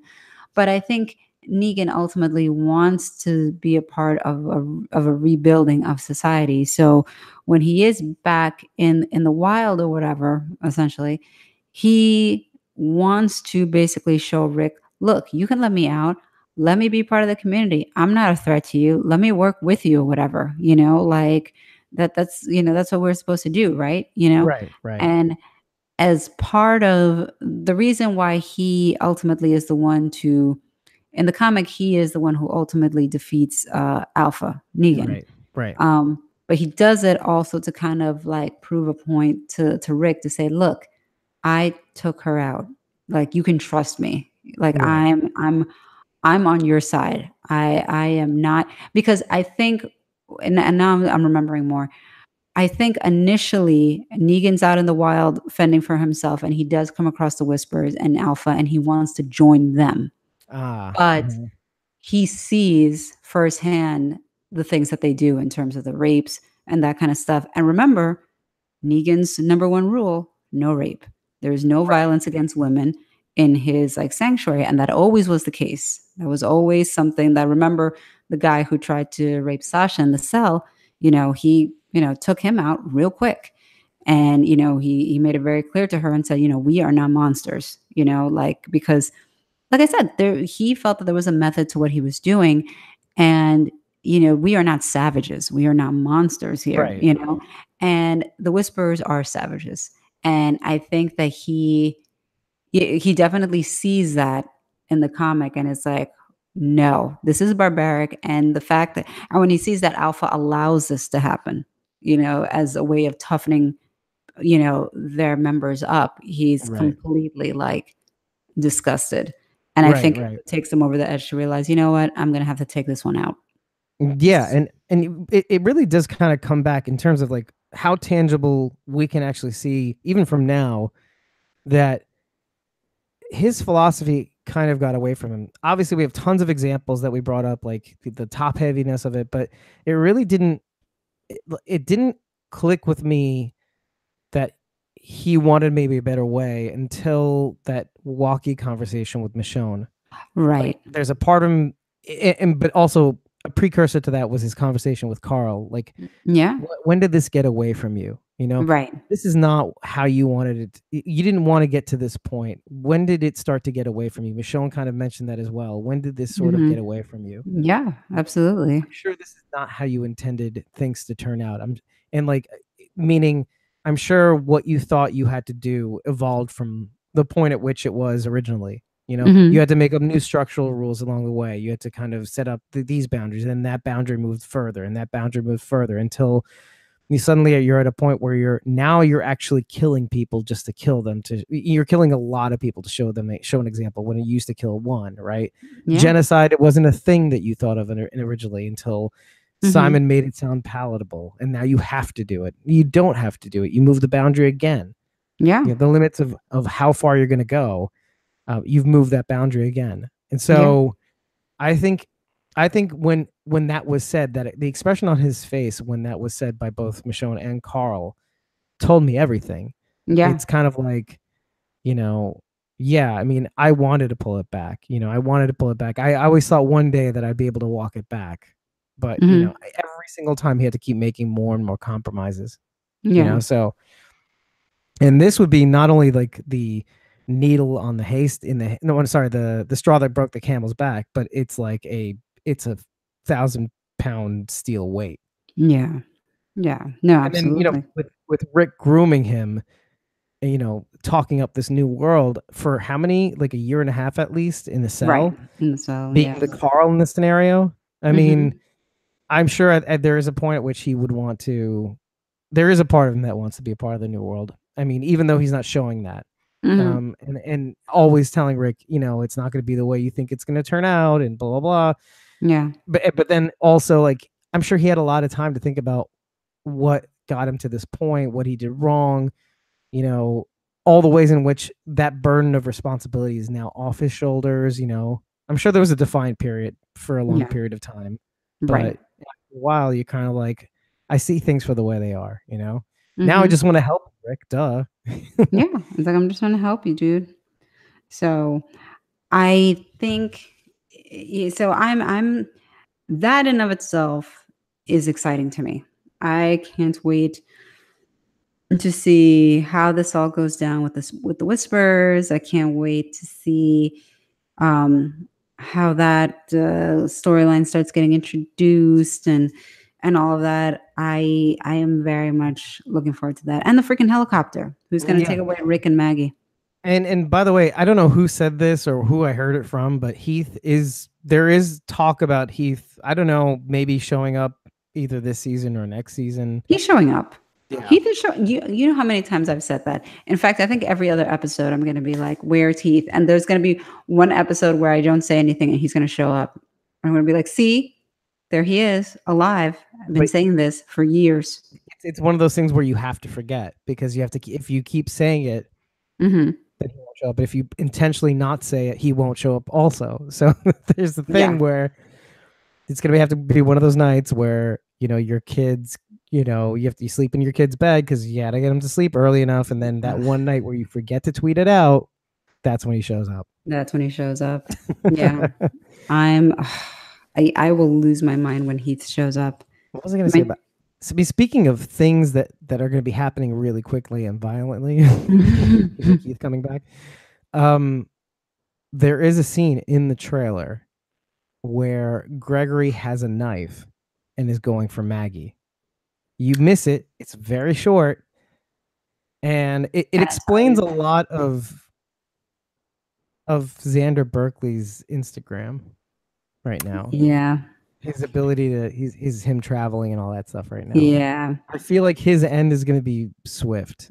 Can But I tell you? It's one of those things that I've been sort of kind of like waiting to happen because I mean, should I give you spoilers from the I comic? mean, you might as well. Okay. So he's still a shit weasel in the comic. And, he's still like, he's still trying to get people to conspire against Spinning his Maggie. webs. Right. But in the comic, he and some other members of the community conspire to poison Maggie, poison Mm. her food or drink or whatever, something like that, and it gets spoiled. I think it's that she doesn't have much of it, so she only gets kind of like dizzy or kind of like lightheaded or whatever, but she doesn't like. She's not killed by it or whatever. Obviously, in this case, it's like more of a knife, a violent sort of altercation or whatever. Um, but once it's sort of realized, like, Gregory was the brains behind all this, that he tries to play his whole, oh, it wasn't me, Maggie. I don't, like the same way he does on the Margaret. show. Yeah, exactly. The same way he does on the show, whatever. But Maggie is having none of that. And she wants to make it very clear that that is completely unacceptable and whatever. Yep. And to, Rick's, shock and surprise, Horror. Yeah. or, he is publicly executed by Maggie. Wow. He's hung from a tree for everyone to see. Damn. I see. I could tell that there is going to be a death. Yeah, because he's Like there, not present like in she anything. His kills him. Instagram, he's not at all in anything whatsoever. First episode, do you think? Second, maybe? Early on, for sure. Yeah, no, no Really later early than the on. second episode. Yeah, it's gonna happen pretty early. I'm gonna miss you, Xander Berkeley. Aw, I miss you so much. I know. Now you can make movies with Stephen Ogg. Oh, and there's nobody I miss more than Stephen Ogg. Yeah, his God, I Instagram will love keep him. us alive. His Instagram is amazing. Yeah, and again, like again, Jenna Elfman, like commenting on his stuff. It's like so weird. It's like Same thing how with it Andy bleeds. Berkeley. Yeah, awesome. But Oh, yeah, I don't think he's long for this world. no. I have serious concerns for Rosita. I have serious concerns for Ezekiel. I have serious concerns for Jerry. I have serious Oh, concerns for really? like, Wow. yeah, I have serious concerns for a lot of these characters. I'm like, I don't think they're making it out of this season. I think we're gonna whittle it down to our core group. You know what's really interesting is that I kind of half expect most of the people you've said just now to go away. The Yeah. one person I don't want to have to go away is Sadiq for some reason. I don't think he will. I think he'll still be around. I I, don't I think don't we're think. done with him yet, I you don't think know? so. No, me neither. I don't think we're done with Sadiq yet. Especially if I mean a doctor also. Right. So Yeah. But I think Eugene is still gonna stick around. I I think so don't too, by the I way. don't I don't think Eugene's done yet. Especially because of the ham radio we saw last season. I think Eugene is going to be instrumental in getting the ham radio up and running and making contact. Hmm. Maybe with the Commonwealth. Mm-hmm. Mm-hmm. Hmm. Yep. I think that Eugene is integral to that. That ham radio is not some arbitrarily thrown in there, like, oh, we went into this house and it just so happened to have a ham radio. Like, you remember I was like practically waving like a flag, throwing fireworks into the sky, smoke signals. I was like, ham radio, I mean, hello. there's a ham radio right there. You didn't need to have all those I was like, there's theatrics. a ham radio on the table right over there. Yeah, yeah. Forget the smoke signals. That's fire. Fire's bad. Forget all of that. Forget the antibiotics. There's a ham radio right there. Start working on that. Breaker, breaker. This is the professor. Over.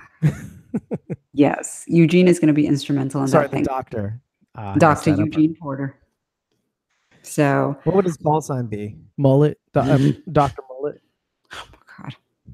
Yeah. I don't think we're done with Eugene yet. No. Not yet. And that'd be interesting. That's actually really interesting how you can carry that character forward. And on that same note, it's like I almost hope that Dan Fogler's character sticks around, like in a weird way. I think he will. I don't think that they're gonna just kind of like arbitrarily bring him on and kill him off. I think he has to.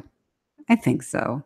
It's like already that the season's gonna be very heavy, Yes. but just like what, and I mean not to bounce back to Fear of the Walking Dead, but there are moments in the trailer even where you see some funny moments. Mm-hmm. Or like kind of like I got this, and like something crazy happens, and Right. but like in a funny way, and then Mm-hmm. I feel like in the season the shows have really got to key in on just some lighthearted moments that happen here and there. Mm-hmm. You know what I mean? I think The Walking Dead had those sporadically in moments. It's kind of like some of the criticism that you at many points during Breaking Bad you would make.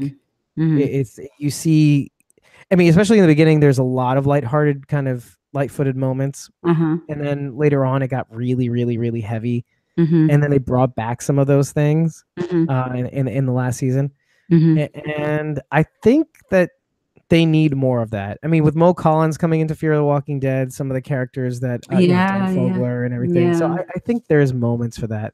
I think there will be. I think there definitely will be. I mean, how are you gonna get through an apocalypse? You gotta have a sense of humor about things. You gotta have a funny bone. Yeah, how else are you gonna get through it? But yeah, so You just do. You just get through it. just get through it. But like John Dory says, you got to fight Oh, every day. Every day. oh, John Dory, so charming. Mm. So gallant. So So gallant. steadfast. He was like he was what Rick used to be before he got all savage. I think it was maybe even more. Yeah. Like he had like an idealized image of himself and he just stuck to it. Mhm. Like I Mhm. think Rick was more grounded and be like, "Oh, this is a little messed up." John Dory's not phased. No, he's I don't not. think in a weird way. Like he's kind of phased, but kind of moves forward. Mhm. Whereas Rick is kind of like, "Oh, this is messed up. Let's get out of here." Yeah. um, Oh God. Yeah. l- I'm l- I'm I'm in it, man. I'm excited. I'm excited. I'm excited. Can't let me wait. let me just take you through some of these notes because Uh-oh. some of these are interesting. Like Uh-huh. okay, so the crops. Okay, the crops at the sanctuary. Mhm. You see the crows there, right? Yes, correct. I thought there was some significance to that because Ominous. a bunch of crows is called a murder. Yeah. Oh, I wrote this in really? my notes. Yeah, like a Ooh. gathering of crows is a murder. That's what they call them, like a Mm. murder of crows. I on a side note, I feel so bad. Like, I mean, crows are beautiful birds, and, like, they get such a bad Intelligent rap. too. Very intelligent. They're and the sheen on their feathers is beautiful. Like, I wish my hair would look like the sheen on a crow's feathers, but they just get such a bad rap. It's so sad. Yeah, they're known for doom and gloom and death, I know. and maybe it's because they're kind of intelligent Mm, because they have a personality, and if you have a personality, there's a tendency for gloom. So yeah. maybe crows are depressed. I And don't they're even like, think "Come that on, guys." I don't even think that they're, like, intimidating, scary birds. Like, I mean, you wanna look at a scary bird, look at an ostrich. It's super scary. Oh my god, those should be death birds. Oh my god, An they have ostrich shows up on your door, oh, are you you know you're kidding gonna me? die. Oh my god, like, I went to Australia years ago and got chased by an ostrich at one of those, like, sanctuaries. Oh my god, the thing is insane. It's, like, as big as you are, they got crazy No, eyes. it's two No, times it's bigger not than cool. me. It's horrible. It's horrible. It's not most cool. people are most people are two times bigger than me. So Stop. I am not very tall, so I deal with it as best as I can. Mm, yeah, Most people think that I'm taller than I actually am, actually. same here. When I tell them that I'm 5'2", they're like, "What?" Really? Exactly. So there you go. See, I'm 5'3" and a half. Oh, Mhm. there you go. You got it too. I'm like, no, I didn't realize that. Yeah, no, it's because of my larger than life personality, I say, that people think I always say it's my presence. Yes, exactly, same I use idea. that word specifically. Same idea. I have a large presence about me that distracts from the fact that I am, not that big in stature, but that's okay. That's okay. We make up for it in personality, right? We Exactly. got big personalities. We got big heart. So that's why Ex exactly. Precisely. So I also saw Judith picking tomatoes in the garden. If that is I Judith, did. so that's a thing. I know. See, here's the thing that throws me off. I'm like, is it Judith or is it Like Gracie. Gracie? Like, I don't know. And then it's like we can't just arbitrarily forget about Gracie. You can't throw out like a baby from last season and just kind of say like, oh yeah, Gracie, yeah, she's still around. I'm like, no, no, no. We're not going to gloss over this. There was a baby that was taken. And yes, we're all unified now, but where's this baby? I need to understand where this baby is. Yeah, or who the baby is or whatever. But the Who's tomatoes in the garden, that's like the dream with Negan, right? Remember? right? I The mean, is flash that forward dream? Yeah. right? Is that Gracie in the garden? Is that Judith? I'm going to assume that it's Judith. I Yeah, think it's a safe bet. it's a safe Sure. bet that it's Judith. It was only a But year then and a where's half. Grace? I mean, Gracie's not going to be like she's got to be at least a toddler. Yeah, Even if it's 5 years, I guess. I mean, I don't know. I don't know how much time has passed. I think in the comic you're talking about a jump of at least Like 5 years, right? yeah, but it looks like in the scene that they show it can't have been that long because Maggie's baby is still a baby. So it's like it can't it not all that much time has passed. Which kind of screws with the whole idea of your timeline for the Right. Whisperers. But I Because mean, because if there's two time jumps, I think it's there's 2. I think there has to be two, it seems. I think, and that's why I think the whispers will come at the back end. I think we're going to do Mm, like a smaller time jump at the beginning to kind of show like we're rebuilding, but we're not all the way there yet. We're still trying to iron out some conflicts and whatever, but we are rebuilding, you know. So we've made enough of a jump that we're in the stages of rebuilding, but we still got some kinks to iron out. And then I think after those kinks are ironed out, we'll take like a bigger jump, because really in the comic book we don't really have that sort of conflict that they keep showing about, like this group and the fighting and this group within this group with it. That doesn't really happen in the comic. Like we kind of go straight from Negan and Rick defeating Negan, you know, like in the confrontation that they have, and we do a time jump to the point that like we are rebuilt. You know, we're, you know, like the communities are you know, completely aligned. All communities, we're trading among each other. We have like roads that have been sort of like established and guarded. Like definitely there's been a rebuilding for sure of like civilization to a point that is, you know, I mean, rebuilding in an old west kind of style way, because you know we're not really using cars, we're not really using gas and things like that. You know, it's a right. different kind of, you know, you could say Infrastructure. medieval type of environment. Right. Or like um out, like I was gonna say outback, but more like a like an old west like kind an of old west sort of, yeah, frontier kind of. frontier land, there you go, frontier, sort of environment.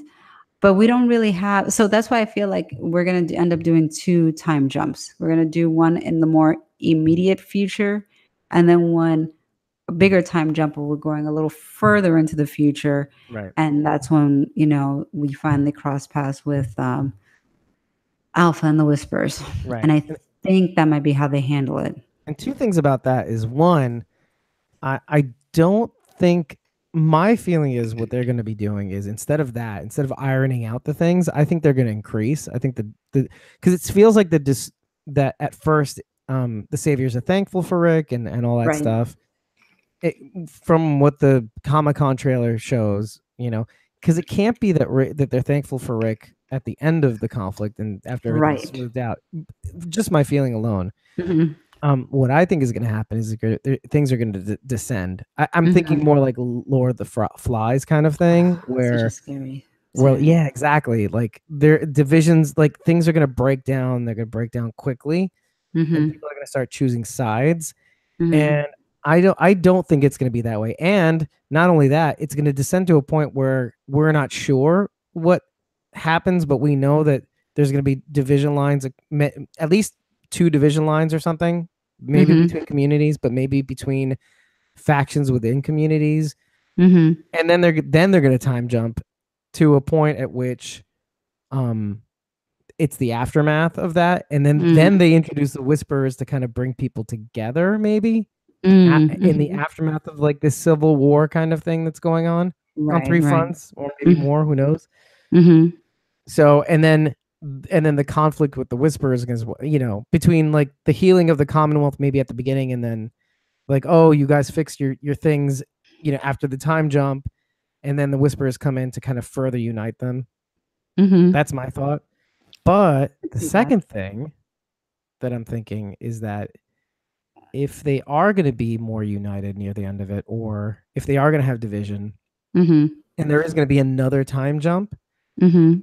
having the end of Fear the Walking Dead season 4, and then having that mid-season break could be like a possibility for us to time jump back, you know, after they do the second time jump, and have Alicia catch up to the group for season 5 or Mm. something, or the road to the back half of season 9 Mhm. of Fear the Walking Dead. So there's going to be a point at which maybe they meet up or something. I don't know.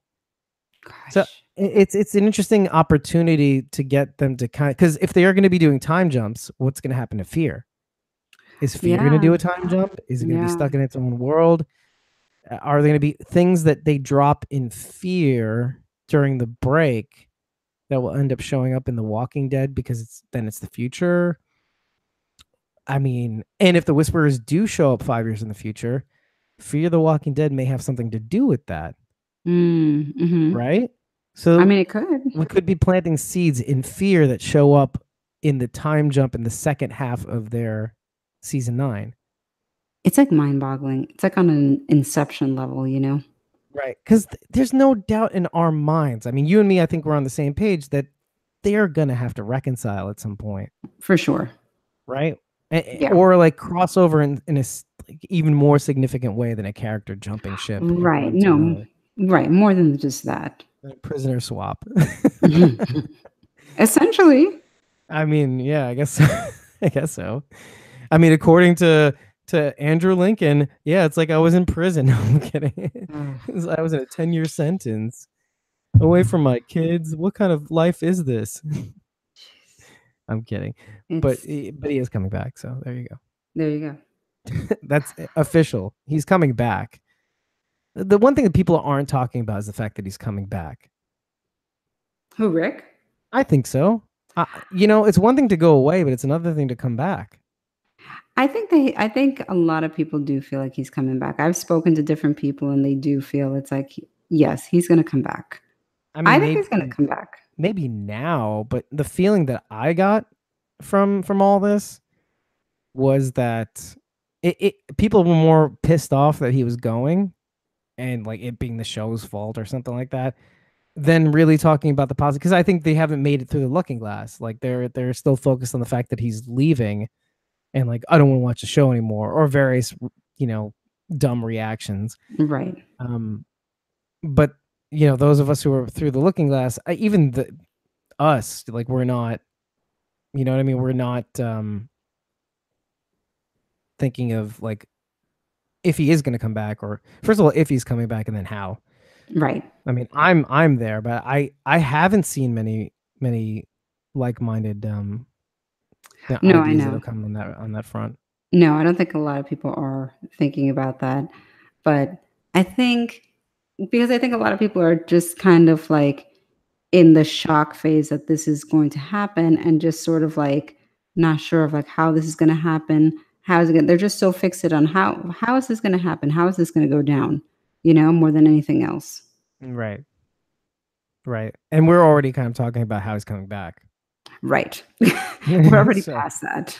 yeah, we're kind of past that. Like I think no matter what, I mean, he's coming back. I Yeah. think it's going to be just a nice huge break for him to kind of either Recenter. recenter, or I mean, maybe even just do nothing for a little while. That would be fine. Yeah. But yeah, I just don't see a world in which The Walking Dead can continue without him coming back. For Mm-hmm. sure. Yeah. Yeah, I think so. I mean, I think it's very rare that you have a show where you have your main character killed off and you just continue. I just think that that's too hard to do. So I don't think that you can write him out completely. I don't think you can. Yeah. Oh, like Heath. Well, and he's coming back too. Yeah. The signs of that, he's taking a little too long of a break, don't you think? Yeah, he's taking his time. Heath is a whisper. Oh no. Oh no. I don't know. Really? I don't know. I'm just throwing it out there. I'm just throwing it out there. Because the second you say somebody is a whisperer, the first word I'm going to think of is rape. So, I mean, I know. that's the first word you have to think of. Honestly, it is the first thing I think of when I think of the Whispers because it's so different from any other group. Right. You know, Like it's a bizarre sex cult. technique. Yeah. It's just, ugh. But it wouldn't be out of the realm of possibility for Heath to have been captured by the Whispers. That's true. That's true. When Oh. we last we saw him on a bike or definitely like he was on some sort of vehicle that had taken off with him. And all that was left was that card with PPP, I think it was. Well, we didn't see him being taken off in a vehicle, did we? I think it just, I think it was just a card. I don't remember. I got to take a look at that again. Because remember, we saw the scene. The only time we thought that it might have been him was when Tara.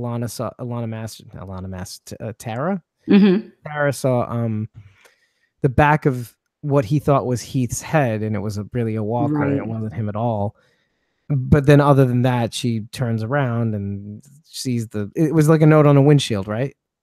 Yeah, I think it was, I don't know if it was on the floor. I don't remember. Mm. By the way, how has Tara made it as far as she has? Right? How lucky is it? Oh, you know what? Yeah, honestly, like, yes, that's a good question to kind of ask, but Mhm. there's no good answer. Mhm. But then it makes me think about Dwight. Ah, that's right. We can't forget about Dwight. They didn't really show him in the trailer at Nope. all. Nope. It makes Hmm. me think, do you think that he's going to have a role at any point in the season? God, Oh, that's such a good question. You know, because you mentioned that Sherry has a role. she does. She does have a role, and I completely forgot about that. Um, You're welcome. Thanks. Sherry does play a role, and she's out there because I mean we know that she is. The when we left off, he goes to their house and sees that she left a note and drank the beer and the pretzels or whatever. So he's comforted to know that she's still alive and she still goes back there. So I think that she's still alive. I think that she'll still be around. To what capacity? I don't know. And I mean, her role is more, I'm trying to think like if I don't remember how involved she is during the whole whisper period or if she is more of a presence after or before. I don't remember. I mean, she doesn't play like a huge role, but she definitely steps up and becomes a more prominent like player and everything. Right. Um Yeah, I don't know. I mean, but she's gonna come back. Like, this is my thing. Anybody who goes out in the woods and it's like, "Oh, we don't know, they disappeared." They're still out there. They are. Yeah, they're All of just like them. waiting in the wings. Yep, exactly. Well, in terms of like production In of terms the of show. production. So who knows? But yeah, I mean, I think that covers everything that I had marked down for what's to come. Yeah, I'm I surprised at how much we covered with the way we were kind of darting back and forth between points. Yeah, as far as the trailer goes for SDCC, I don't have too many crazy notes. Yeah. Don't you get tired of acting like you're in charge? Don't you? Mhm. Yeah. Dictatorship 2.0. Yeah, pretty much. Although it doesn't seem Dictatorship. like it's going to be that way, but No. I mean, everybody practically confronts Rick about leadership. Yes. By the way, I mean from Maggie, from Daryl, and I think even Michonne I talks think, about. yeah. I think Michonne has a point where she talks to him like, I Weren't don't you going think to get that to the that? like, I don't think these groups are able to get along. Like, too much has kinda gone down. Oh yeah, she says exactly this. She says, just as let me break this up. It's just as yes, just as they show the sign on the Savior's wall, Savior, save us, we are still Negan. Mhm. She says to Rick, if they can even move on. Right. That's very interesting. Which is why I kind of say, oh, this is gonna be like the politics season. Like, Mhm. Mhm. how people get tribal and communication breaks down and all that, because it seems like, again, like it seems like they're getting along, and then like I said, I'm that's why I'm predicting Lord of the Flies, like just Yeah. as things just start breaking down, maybe not in the same way as Lord of the Flies, but Mhm. like tribes start to form, and you know people have to pick sides and all that stuff. So but hmm. I mean, Yeah. only thing I had was like, okay, we'll see more of Enid. It seems like, it feels like we're going to. Yeah. I mean, and it is something that we said, that there is a possibility that Enid plays the role of Carl, and maybe it's a male on the other side or something like that. Or Mhm. so those things. Uh, yeah, but as far as that goes, I'm done with that. And then there's the Talking Dead preview show, which we mentioned about Yvette Nicole Brown, but like Mhm. things like Jesus will fight again. Um, you know, yeah, the farmers having the hilltop having a lot of power because of their ability to produce, Right. more. It seems like they have a leg up on production because Mhm. of expert farmers. Um, and Maggie's kind of an interesting one, because what we thought, whereas we thought she would be the alpha, it seems to me that she is juggling between, you know, wanting a better world with her child while Right. still having like dealing with the feelings of Negan having survived and not getting Mhm. leadership and all that stuff. Right. So I was kind of actually in like my good-hearted way, I was kind of hoping that having a child would get her to see some sense. Mhm. And I'm glad they're following that in a way because it wouldn't make much sense to I mean, look, you're a mom, right? Indeed. And do you think that part of the way you saw the world changed when you had kids in terms of the way you act in the world? 100%. I mean, like, your level of priorities and your viewpoint and how you process things are just different. Things that were a big deal before are not so much now. Even in terms of excuse me. Say that again? Ugh, So I can edit even it in out. terms of stamina and rest, obviously, it's not there when you're a mom, clearly. Yeah. Um, but yeah, I mean, I think that I used to get far more, I want to say, emotional or riled up over certain things Mhm. than I do now. Whereas now, things that potentially would have been like a bigger deal to me now I just kind of shrug off. It's like, whatever. That's Like the world. it's not, yeah, it's not the end of the world, and it's not really worth my time because the other thing is too is like my time is very limited, and Or your attention even. my attention is very limited, Like a so very I'm not bare going minimum. to right, and I'm not gonna waste it on something that really is doesn't deem it, you know? So Or if it does, it just burns you out. It's like, I've got right. other things to do, like I've got way more important things to do that potentially could burn me out, so I need to save my energy and devote it to those things and not, waste my time and energy and effort on something that's just not pursuing outrage, that like why get yeah. involved in so many of these different things? Right, exactly, like, I mean, just, I focus on our little brood, I focus Yeah. on, my kids and, like, our family life and that sort of thing, but when it comes to, like, petty disagreements that I sometimes even notice, I'm like, "Ugh, why even bother? Like, why do you even care?" Like, I don't, I'm the first one to say, "I don't care," you Yeah. know? Or, You know like, what? when things get really riled up and emotional at work, I'm like, "Mm." I don't care. Like, because at the end of the day, it's you're not curing cancer, you're not saving a life. No, it's true. I mean, if Yeah. I'm saving Yeah. a life, if a life hangs in the balance, it's a Oh, very yeah. different story, of course. But if that's not the case, make like Frozen and let it go. Just let it go. And, there and then take that, Maggie. Yeah. And this is what we were talking about. So we were trying to touch on that Are when you a it comes fan of Maggie? I mean, see, that's the thing. And that's kind of the point that I was going to make because the problem that I was having with her being alpha was part of this.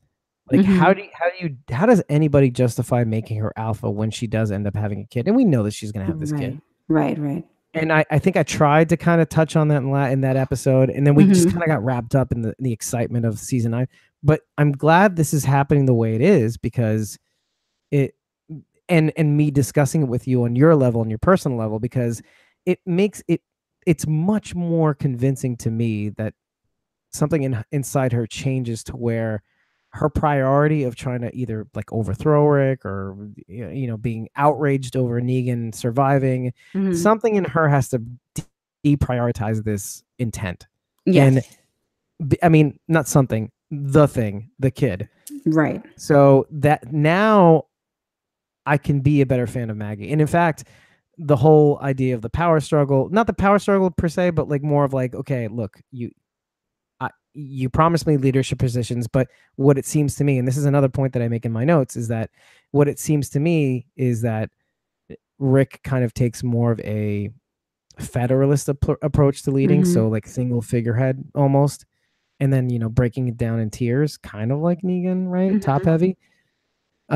Whereas and trying to centralize powers, which is kind of more authoritarian, right?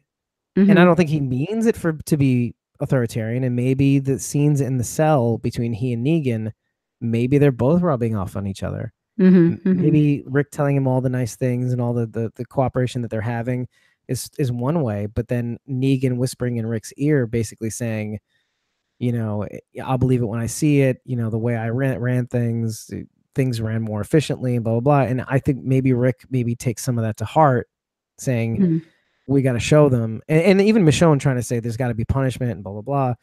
I think she Mhm. said that. I'm not sure, but so in my notes I said also that I think there's going to be a struggle between like a lean towards more federalism and a lean towards more confederalism. Mhm. Not in Mhm. the extremes, but like there's going to be like, okay, states' rights, which is like the individual communities make their own rules, and then maybe there'll be some some rules between communities that they can all abide by. Mhm. Whereas with Rick, it'll Mhm. be like it's more top down. There'll be rules that all community there are many rules that all communities abide by, and then whatever tiny bits of changes that each community wants. And then and this is and to me that's fascinating. That's fine. Yeah. I like these kinds of ideas, how they kind of pull back and forth. It kind of takes the show to the next level. Mhm. And not just kind of like Negan, the way Negan does things versus the way Rick's crew does things, that sort of Right. thing. Right. But going back to Maggie, it makes Maggie likable again in terms of being more excited to see how that works out, because then I can be interested, because then I can see the struggle that she's going to have Mhm. between Negan surviving and then dealing with that, but then also dealing with leading a successful community that should probably be a little bit more autonomous, right? Mhm. They've earned it. Mhm. I mean, the key to the future, that was all her, and her Yeah. deciding to trust, so she deserves the credit for that. Rick wouldn't have Mhm. done that. Rick would have murdered Georgie Oh, yeah. and Yeah. over Sticky and Oh my Doofus, god. yeah, and Pickles McGee. So, yeah. So again, so I'm interested. I'm interested in Maggie again, because I was not looking forward to seeing her in the next season, given the last interactions, Mhm. which have to stick out in everybody's head. Oh, yeah. Like Absolutely. that stuff can't go away. No. I sincerely doubt that. Yeah. So there you go. I mean, uh, but yeah, that's all I have for that. I mean, we could tackle Fear the Walking Dead fairly quickly, though. Yeah, I mean, the trailer didn't have I mean, partially it's because, it's not found in anything comic book related, so it was more and again, all I was thinking was Sharknado. Watching that. That was all Sharknado to me. I was like, "Wow, look at those walkers fly." Then I started thinking like, "Well, wonder what happens. Like, what if it, like, hit you accidentally? It's, like, flying through the air and then it just kinda hits you. Like, how does that work?" Yeah, and how much do these You know? things weigh? There is like a physics issue, like how much do these Sure. things really weigh, right? Because so Yeah. much of their mass is lost during movement or during decomposition. So it's kind of like, So I it, feel like they could have delved into some serious stuff in that trailer, and I was still in my mind, I was still fixating on flying walkers. oh, see, I kind of I like the voiceover. I liked a couple things. So just to kind of let's dial it back a little on the actual exposition and Mhm. figuring things out. The one thing that this trailer does really well is include all these funny goddamn songs. Yes. Okay, That definitely was very unnerving. And not in a bad way, but I'm just saying, like, I always find it interesting when you have these sort of, like, situations that scream one scenario and you have these songs that very much juxtaposition. like it's oh so quiet. I love that song, the Bjork, The Björk cover. version. Yes. I Yeah. like the original though.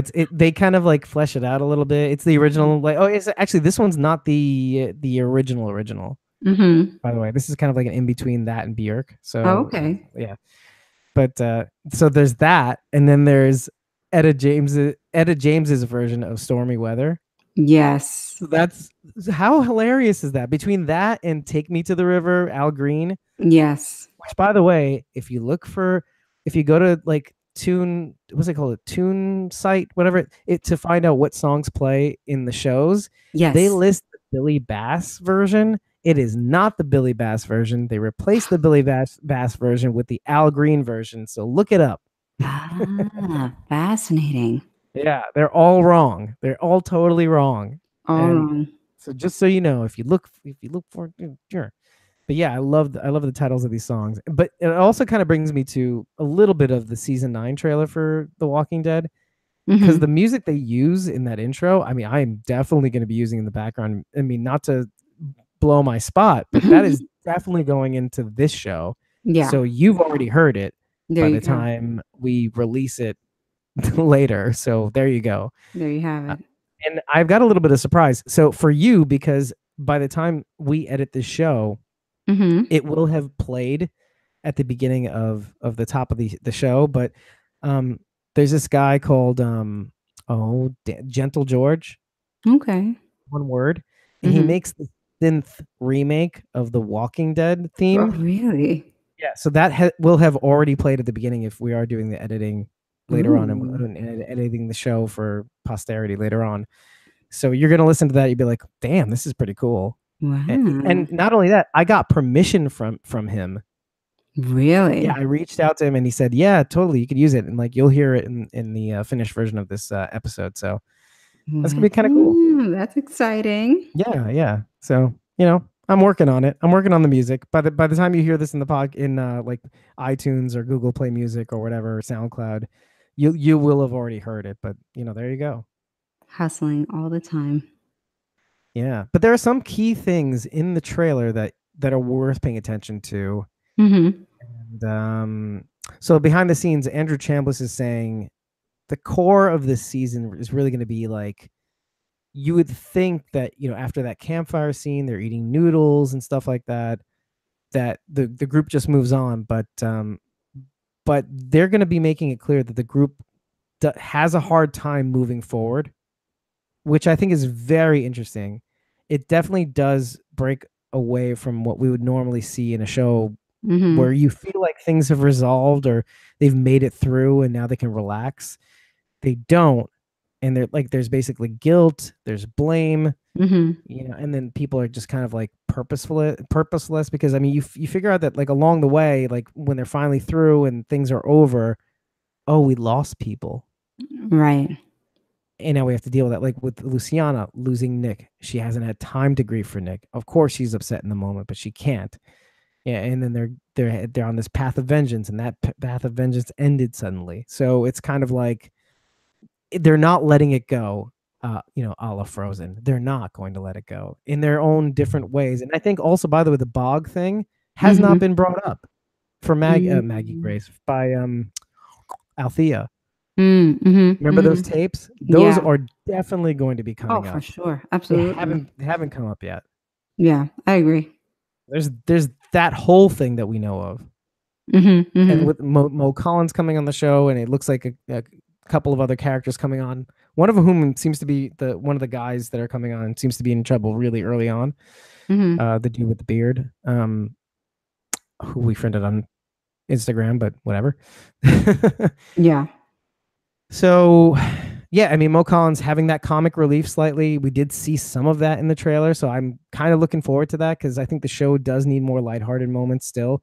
The show has had made a really good effort of, like, Jenna Elfman being in comedy and her not having any comedic bits practically, but then John Dory being able to do a couple of things, I know. Garrett Dillahunt.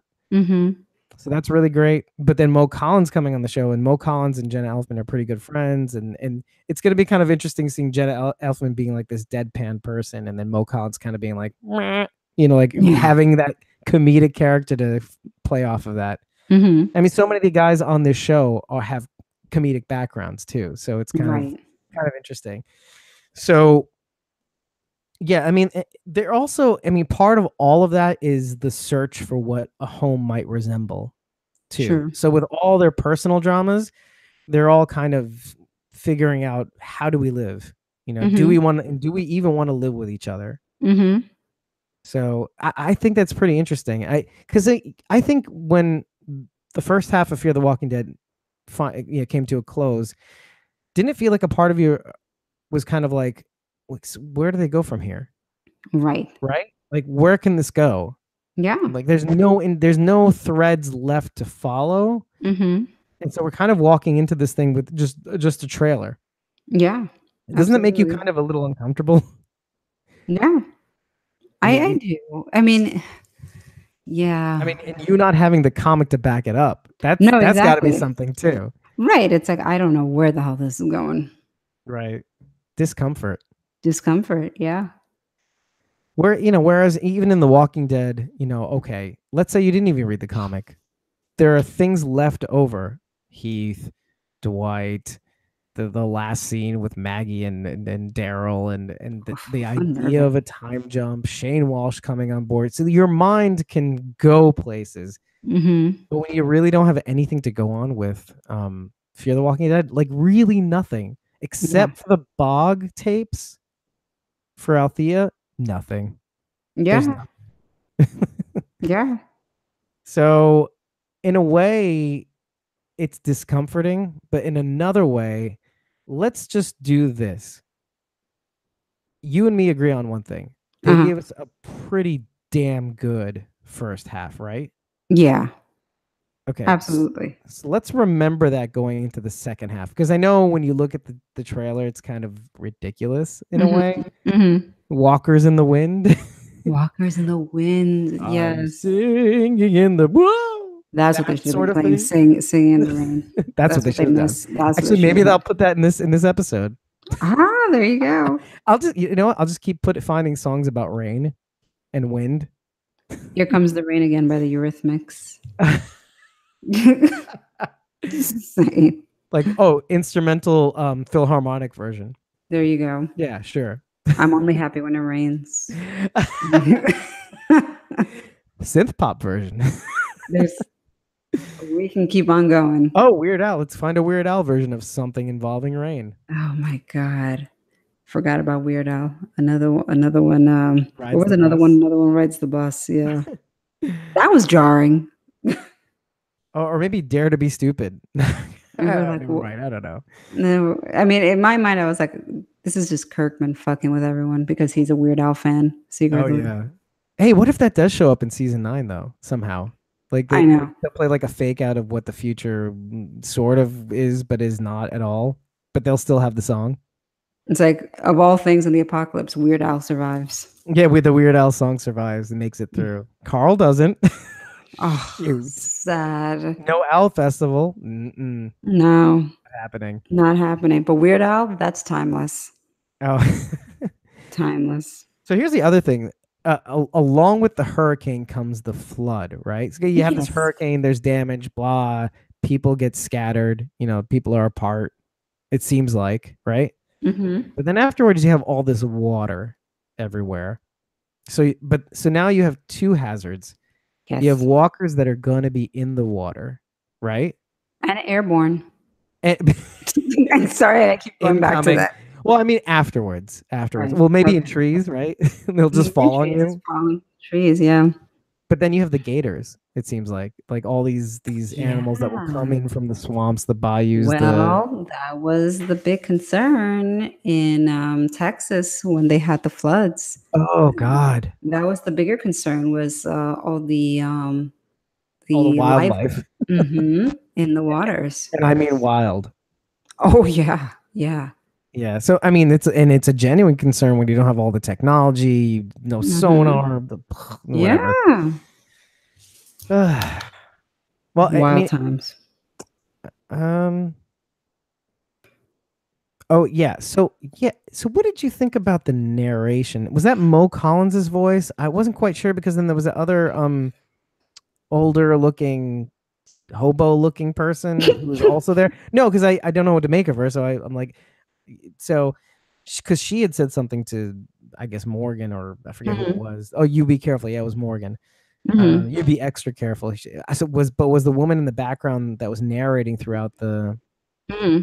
trail, was that Mo Collins? Was it this woman? And if it's Mo Collins, and that's a little more interesting because is there a darker character that's egging them on, like that's I kind of know. nudging them, Hmm. you know, in this darker direction, like towards their dark side? Like along with all this other stuff that they're trying to deal with, like Hmm. again the guilt and the maybe the hurt feelings from the other people, and and their purpose being kind of thrown to the wind. So then there's this other character that eggs them on, and part of me was kind of like, is this like the Whispers? Maybe I don't Mm. know, Hmm. right? I mean, I'm not thinking for sure, but I'm just like, I thought the Whispers in the other show, Right.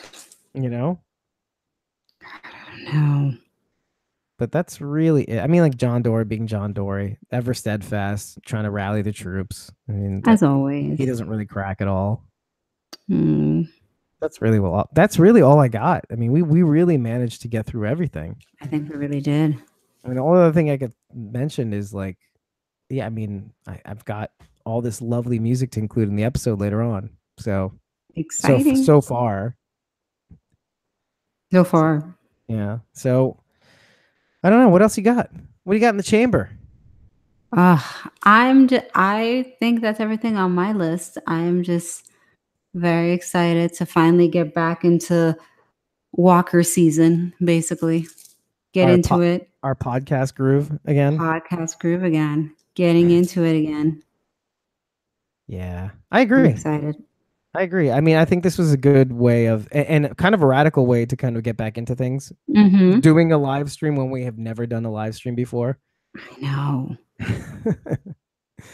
So, you know what's interesting is I don't know. Did I make it public? Oh my god, am I a boob? And I just didn't make it public. I hope I did. I I don't didn't. know.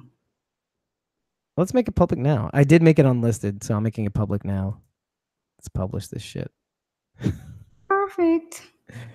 I am a boob. So all that people have to go on right now is an unlisted link that we pushed out via social media.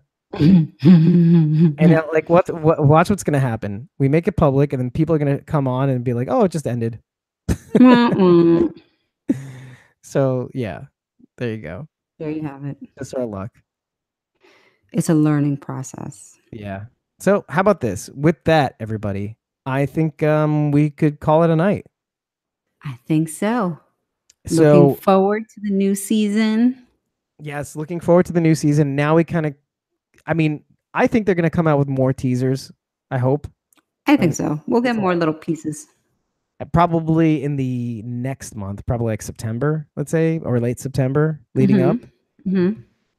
Mhm. And then I guess the only thing left to say is I guess we'll talk to you guys next week about the mid-season premiere of Fear the Yes. Walking Dead. Absolutely. So until then, everybody, we'll catch you later and have fun. Have fun on Sunday night. Yep. Let's do this again sometime. Ah, so exciting. See you next time. Later, guys.